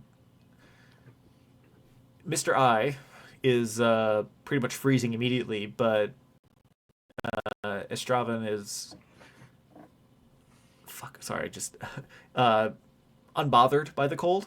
yeah, I find it interesting they don't really mention what the actual temperature is. They just say it's cold or it's hot from Genly's perspective. So it's not like, oh, it's like 40 degrees below zero. It's like, no, it's just cold. And when the sun's out, it's just hot, and you don't know if it's like, is it 40 degrees Fahrenheit and they're just wearing a million layers, or is it literally like 90 degrees out because they're in direct sunlight. So Yeah, some of that is left up in the air. Two quick things I wanted to mention before we go on. One is that so we had mentioned that Estraven is referred to as feminine or effeminate at a few points within the chapter. Page 15, it's referred to as effeminate deviousness when when Estraven says, like, "Did you hear what the king said to me at the ceremony?" And Genli's like, "No, no. What did he say?" And he's like, "He didn't say anything." And Genli really doesn't like that Estraven is like playing this little game where it's like, "Oh, he didn't say anything. Isn't that funny? Ha ha ha!" The way Yeah. I phrased it, and so Genli kind of thinks to himself, "This is a trait of effeminate deviousness," and so Which yeah, I just feel like that's a real thing. Like a guy, like that's a real thing that one of the guys in 2001: A Space Odyssey would actually yeah. think. No, Genli's a bit of a '60s guy, He's a just a little '60s bit. guy, yeah. I mean, that's one of the lines that stuck out to me. I was like, yeah, this is the terminology used for the gender so far seems a little dated to me. Yeah, it's just interesting, of course, because like if this line were in 2001, you'd be like, "Oh, well, it's written by Arthur C. Clarke, so of course." But instead, like, we know that we're reading this book written by a woman who's writing this book that is kind of like I mean, set up to who? explore Yeah, exactly. gender. Yeah, I would be. I think everything that's pronouns to even are maybe more intentional than we think. This is written by a feminist anarchist. So I think I think it is making us feel a certain way intentionally, I guess. Hmm. Yeah. Yeah, yeah. We'll see how all that pans out, but that stood out to me. Yeah, maybe it's just it could just be Le Guin's commentary on Genli's perspective, right? Yeah, Uh, and there's always going to be trappings of the time, obviously. yes, yeah, that's it. And then the last thing is so there's kind of a lot we didn't dig into with Estraven and Genli's conversation on why. Uh, Short and long of it is originally Genli was under the impression that Estraven was going to be speaking positively to the king about Genli's reason for being here to try to set up this meeting. And so, like, you know, the kingdom of Kurhide will come into the fold of the Ecumen Empire and it'll all be good. And yet, Estraven is like, well, I set up the meeting, you have the meeting, you're going to meet with the king, but I actually didn't say anything good about you.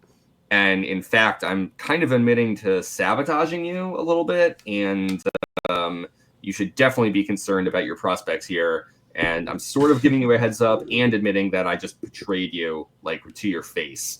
And again, there's plenty that we can unpack there. But what I want to mention actually is Genli's sort of questioning, like, well, don't you serve the king? Like, what are your motives? Estraven has this fantastic line. He says, "A man must cast his own shadow." Yeah. And it's a great line on the face of it. I thought it was a little interesting that I wonder if there's anything there with using gender terminology. A man, what does that mean coming from a Githinian to say a man? I will say it could be the more 20th century, like the term man could refer to humanity, Yes. like mankind. Um, that I'm just playing devil's advocate with that point, but I do get your point of he's using male pronouns, but they're supposedly androgynous. So I don't know. It could just be a language quirk. Who knows? Yeah. It's I don't really have an opinion. It's just one of those like, hey, put a pin in it and see if it matters at all as we continue to read. Yeah, Right. and I Okay. mean they're androgynous to in a way that we would realize. To them it's just normal. So whatever they Yep. refer to themselves as is what they refer to themselves as, Yeah. I guess. I do also want to say I think my understanding of what Estraven was saying to Genli, yes, there was a sense of betrayal there, but it sounded more like Estraven was saying that he was on the outs with the king, or that they were on the outs with the king, and got the audience for Genli as like a last kind of effort or like one of his last acts as an advisor. And I felt like the betrayal aspect may have been purely from Genli's point of view in this chapter. Mm. So I don't think it was a full betrayal on Estraven's part yet, but it could also just be that it's a difficult portion to comprehend when you just spent an hour when you're barely an hour off of work, which is when I read it. So No, it's I mean it's a little bit complex. I mean I think for Estraven is in not great standing with the king for just political say reasons. why. Yeah, political reasons. Yeah, they go into it. Well, it does say why. They but, go into yeah. it a little bit, yeah. But to Genli, it's trivial, but to Estraven, his good favor has turned with the king. Right, and right. It so was protecting his countrymen. I got it. Protecting the right. people.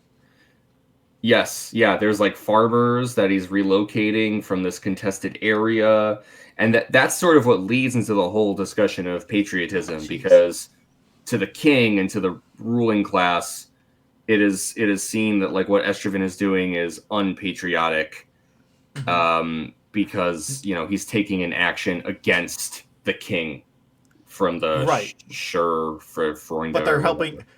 But they're helping the people who are the act. There's so much media I grew up with that's just like the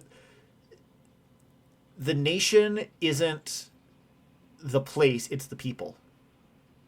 Probably the biggest example of that, which came after we mostly grew up, but one of the Thor movies where Thor has to basically evacuate Asgard. I think it's Love and Thunder. Not Love and Thunder. Ragnarok? Ragnarok, thank you, yes. Whereas, like, no, you don't have to save Asgard. You got to save the Asgardian people. Mm-hmm. But that was the good Thor movie. Yes, yeah, it's a good one. Yeah, with Jeff Goldblum. So, yes, Estraven is doing. Estraven's doing an objectively good thing by moving these people out of danger, but he's doing a politically bad thing because, for some reason, people think this crazy guy is the end all be all, and they're just arguing over who controls a bit of land, and people will die because of that. And it's so depressing how accurate that is to current events. And it's like, holy fuck, I almost don't want to talk about it because it's just so hard to separate it from news and all this other terrible shit that I don't know why I subject myself to it anymore. So, yep, the momentary master of a fraction of a dot. Oh my god. Damn. Carl Sagan had some great lines. And that's probably the best one. One of the best. Well, what do you say we take just a quick 2-minute break, and then we'll get into discussing this last chapter. It'll be a quick discussion because it's a quick chapter. Lightning round. Can we make it 5 so I can take Nova out? Yeah, that's fine. Okay, so 5-minute break. I don't know how that works on the live feed, but I'm gonna put my. We're doing it live. Yeah. Fuck it, we'll do it live. All right, see you in 5. All right.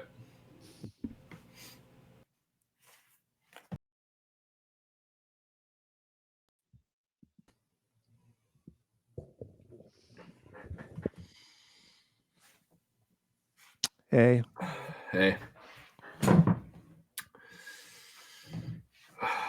Just testing to make sure Josh's video didn't just freeze. Yeah. Josh. Okay. Nova's probably taking a big old shit. Yeah, big old dumperoo. Yeah. Nope. Oh, there he is.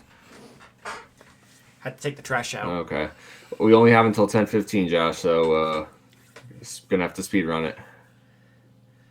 Well, we gotta stop doing these late podcasts. I know. I was ready to start at 7:30. I don't know what happened today. I had an issue at dinner personally, but I mean, like 7:30 is. We used to be a 7 o'clock thing. What the hell? 7:30 happened because 7 o'clock wasn't realistic. 7:30 was actually the earliest we could start. All right, you guys ready to jump back into it? Yes. All right, 3, 2, 1, go. All right, so we're going to quickly discuss Chapter 2, which is thankfully a shorter chapter. Not thankfully because I was tired of reading at that point, but because, you know, we're going to start wrapping up our discussion.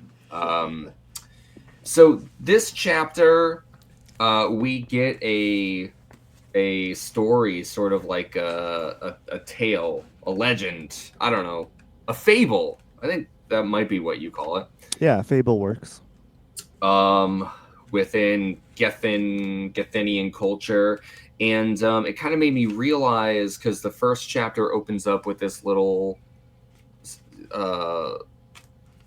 small passage, and I was like, what the fuck is this? But then the second chapter, you know, you get another little tiny passage at the chapter beginning, and it's like, well, hey, it seems to be talking about where the information within the chapter is coming from. And so there's sort of like this framing device where it's almost like a citation.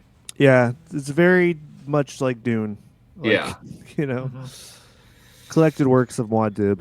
Right, yeah, that kind of deal. Although, except, you know, instead of coming from like largely, I shouldn't just say one character, but a lot of it's from Irulan in the first book.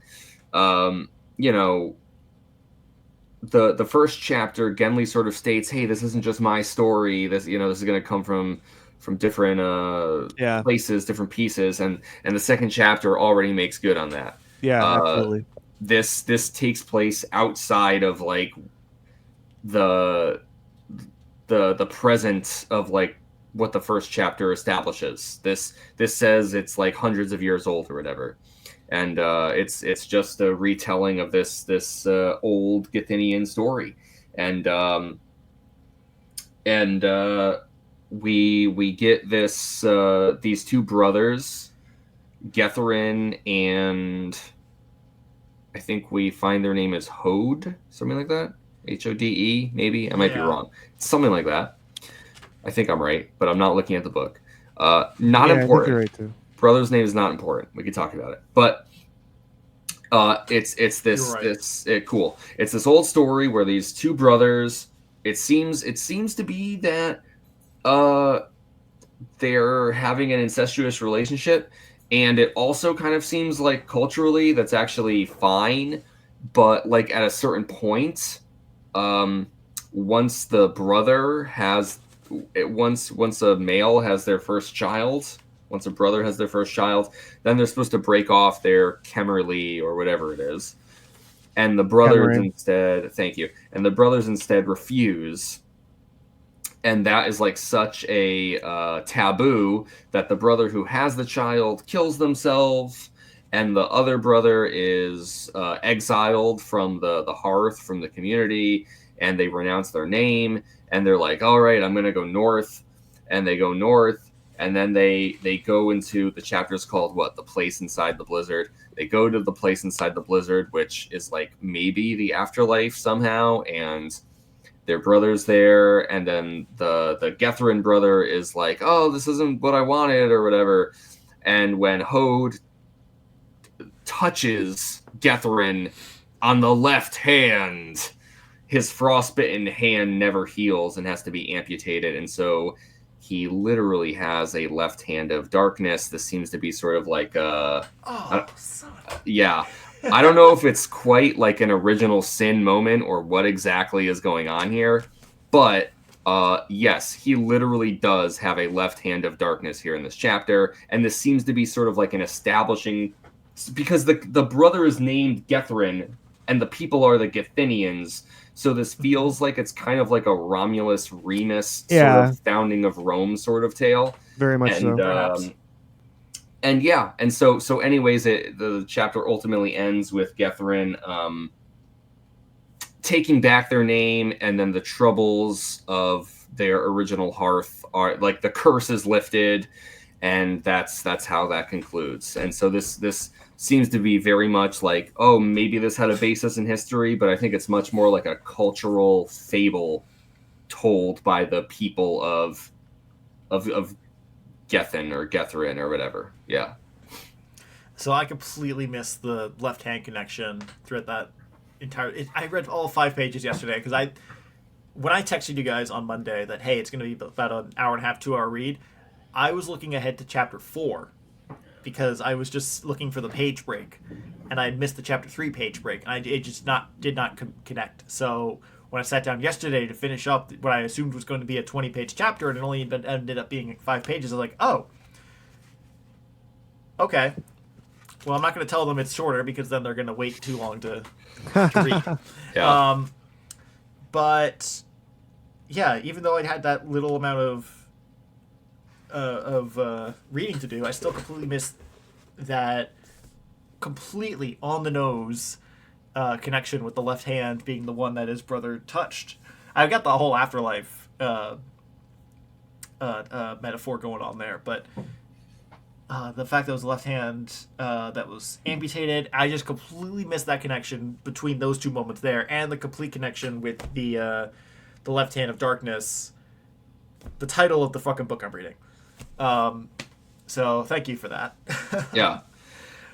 It's one of those things where it's like I don't have anything else to say. I don't have any like insight where I'm like, aha, and of course it means this. All I can tell you is it happened. It's there, but I don't have any commentary. Yeah. Or it could have just been Le Guin being like, oh, and he lost his hand because his brother touched it, and so it, like you said, it's literally one hand in the grave. Oh, but what if it was the left hand, like the title of my book? It could just be that. Who knows? Connor? Maybe we'll find out. Yeah, well, I think this kind of you get kind of more into thinking about what Cammering means, and obviously, this huge taboo of incest is dealt with a little bit differently on Winter. So I just really kind of very like big, crazy, disturbing concepts being kind of thrown at you here. Yeah, and yeah, it I mean, really, this chapter feels like a preparation for the rest of the book, I guess. But no, I mean, I feel like this kind of throws you into the world, or at least into the world of their beliefs. Yeah. Off the deep end. Yeah, definitely. I do think like reading this chapter, like going off of what you're saying, it does do a lot of work in a very short amount of page time to make the world feel like sufficiently alien. And I really like the way that Le Guin does that, because I think even in 69, people are probably feeling a little desensitized to the whole like, oh well, this alien looks exactly like a person, but their skin's a different color. That's the whole Star Trek thing.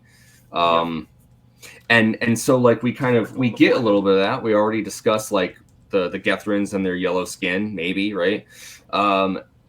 And so you read that, and especially in 2025, it's like that just bounces right off you. Like, okay, their skin's yellow, their teeth is yellow. Like, I don't really give a fuck. What are you talking about? And so it's like this is a much more. This is something that separates them in a way that feels completely distinct from like humanity on Earth. And it's like, yeah, even if they were some sort of offshoot of humanity that have evolved on their own planet for who knows how long, it's like this is the results. Their customs and their norms are completely different, and it's like shouldn't that be the case? But it feels like such an obvious thing, and yet such a smart insightful kind of thing that Le Guin is doing, and I think a lot of authors kind of pay lip service to this, where you might have like a weird greeting or a weird phrase or handshake or something, especially in like classic sci-fi, where it's like, oh well, but most everything seems the same except this one weird thing. They're different, and Except the swear words are different. exactly. And here Le Guin is just like, nah, incest isn't bad. It's not bad, unless you do it in this one specific way, where if a guy has a baby and you're like, hold on a second, like there's, there's, it is very different from the norms, especially of 1969 Planet Earth, and yeah, like what a bold kind of proclamation and differentiation to put right in the second chapter of your book. Yeah, I mean, even such that it feels like a challenge. It's like, okay, you still want to read this book? Yeah. It's like I'd imagine it's off-putting enough to some people that they're just like, all right, that's it for me. I'm done. Right. Where's the right hand of lightness? Where's that book? Yeah, exactly. Please. Where's the art of the deal? Oh, fucking hell. All right, sorry. The art of the deal with the devil. Am I right? Yep. Am I right? Am I right? Yeah. You know what I kind of like about this chapter too is, sort of likening it to Dune a little bit again, is just talking about how like those chapters will start with their own little I still don't know what you would call it, like a passage or even like a blurb, Uh-huh. and it's like, yes, like we get those citations at the beginning of this, but like this 5-page chapter here kind of feels like an extended version of that, where you're getting this sort of out of context information, like this, where like it at once does not connect to what we just read, and also because the author is giving it to you now, like must matter, like, and so I think there's a lot to reckon with here, with sort of thinking about like how this is meant to fit into this whole world, and probably will be important for going forwards. But I don't know, I really am intrigued by like what this culture finds as offensive or as taboo, and like it's not so much incest itself, but it has to do with this chemmering thing. And there's this one brief little mention in the first chapter as Genli's walking to Estraven's house, and there's like this couple like locked in chemmering in like this little, on the side of his island, of his little apartment house or whatever. And you just get that little glimpse of it, and then we get a little bit more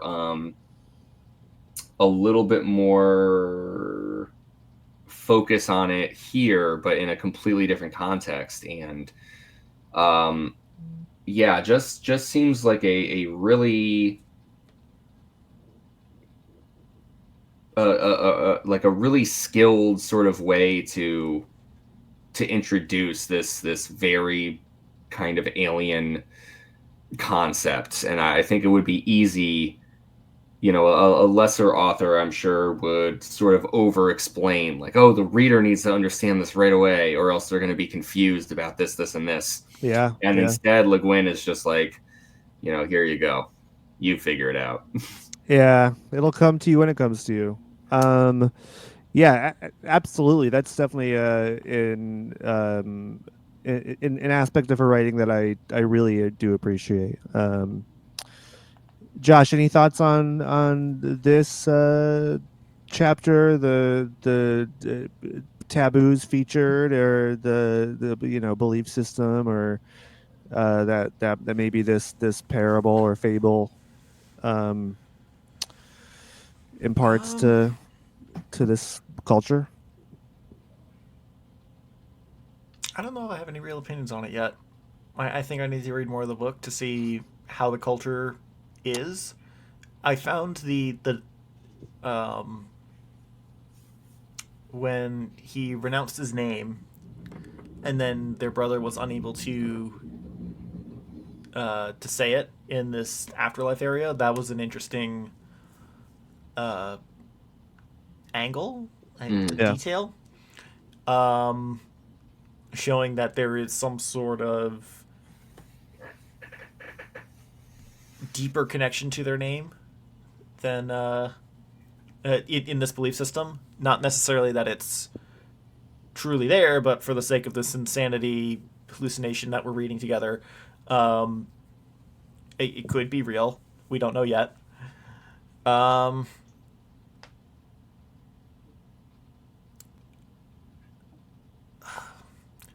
for the taboo side of things, I feel like my impression when I was reading it was that the incestual relationship was okay up to a point, but it sounded like once there was a child involved, it had to be broken off for the sake of, I don't know how to word it, but then it gets too incestuous, I guess, for even their uh, morals. Yeah. So it seems like it's the it sounded like a similar but I'm sorry, a similar taboo line, just the goalpost moved back 50 yards or something. um to me, it sound for incest in particular, it sounds like having a child would be a little too late Yeah, to draw the line. that's exactly right. It's very funny to me that that's where they draw the line. It's like, Right. all right, It's well, like, you guys okay, can have okay, we can't have you can can have have this one kid together. inbred. You can have this kid together, but you can't raise them together. Yeah. Yeah. So Yeah. I mean, I don't know.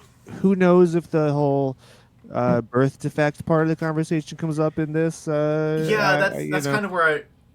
Or even if this race has birth yeah, defects. Who exactly. knows? That's what Or if we've yeah, that's what I was evolved gonna say. beyond It that. was yeah, that's what I was gonna say. Is like it's do their genetics work the same way a modern human as we understand it does?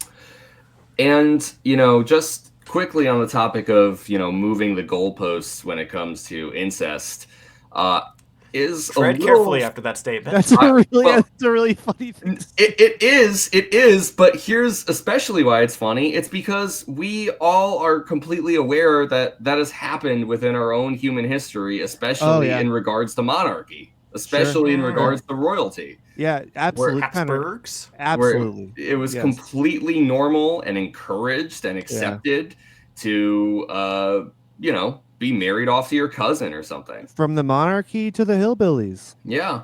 You know? So no, I'm not going to say anything more weird or problematic than that. I'm just but talking about like, oh, hey, moving the goalposts. It's like on the one hand, yes, but like on the other hand, look back into our own history, and you'll find that the goalposts do indeed move. Yeah, So, that's a great point, actually. Yeah. yeah, I get the feeling that this will probably be a lot like the opening few chapters from 2001, oddly enough, about like primordial Earth, because after we read that section of the book, no matter where we got to in the text, I would be like, and here's how it relates to the monkeys. I don't have a lot to say about this chapter right now, but I have a very strong suspicion that the more we read, the more we'll probably find ourselves circling back to this chapter. I think that this is meant to sort of be something to return to rather than to give you any insight from itself. And that definitely has me intrigued. No, I think that assessment is probably correct. Yeah, and again, it'll be in continuous conversation. While we wrap this up, any last words or thoughts you guys wanted to get out? Josh? I did want to tell a funny story about something happening earlier in the week, but that doesn't seem relevant at this point in the podcast. So I don't think we really have time for it. All right. That's fair enough. Save it save it for next week. I'll try to remember. Yeah, I'm excited to. I mean, I was a little bit trepidatious. I was like, I read it before. Is it gonna feel like I don't know, less exciting than a book that's totally fresh to me? But one thing I forgot is like actually rereading books is fun because you can You pick up find new all kinds stuff. of new things. Yeah, find new And when you stuff read it and with your friends, yeah, they're picking out those stuff you would never would have picked up on your own. absolutely. So it's that's why I've been so excited. I voice it every time we finish up a book on this podcast. It's like every time you guys point out stuff I never even thought of. Yeah, no, And some of these books I've read definitely. multiple times. So I'm excited to be on the other side of that. Yeah, I'm excited to have I'm on the opposite end of the mirror here. But yeah, I'm excited. Anything you wanted to say before we wrap it up, Connor? Yeah, I can. It feels like I can definitely see, even just 2 chapters in, how, like, I don't know how the ideas themselves are going to build, but it's very clear that we're set up for these things to be explored a lot more thoroughly. And yeah, that really does have me excited. I think one of my big takeaways, to be honest, is just that I expected this book to feel a lot more science fiction-esque in the sense of focusing on like advanced technology. Sure. I didn't know anything about this book, as we already said, and I just sort of assumed that this would be a like very technological, far future sort of sci-fi thing, and I thought that like the technology would play more into like the whole gender fluidity sort of aspect, and yet it kind of seems like maybe that's not there at all. And in fact, we're getting this very sort of feudal society within a much larger sci-fi world. Already I'm kind of left with the feeling that this is going to be very low tech.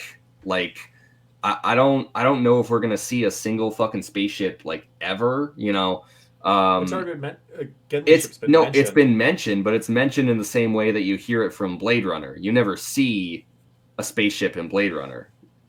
They talk about them, but it's part of the universe. It's part of the setting, and yet it's not part of the story.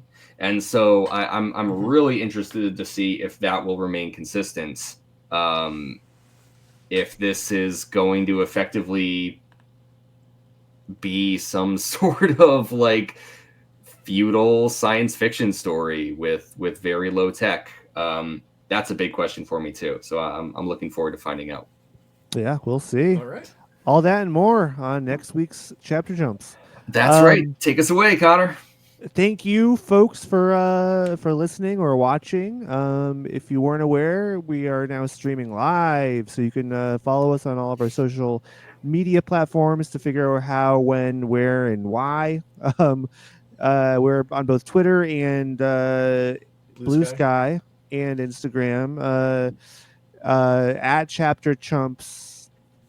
At Chapter Chumps. Josh has been doing an awesome job on our Blue Sky feed. I've thank you. Digging the posts and the enthusiasm, and Connor is he's posting whatever the hell he wants. Someone, not me. Someone is doing a great. Has a lot of Star Wars opinions to share. We think Duncan, our scorned producer, ex-producer, is sabotaging us.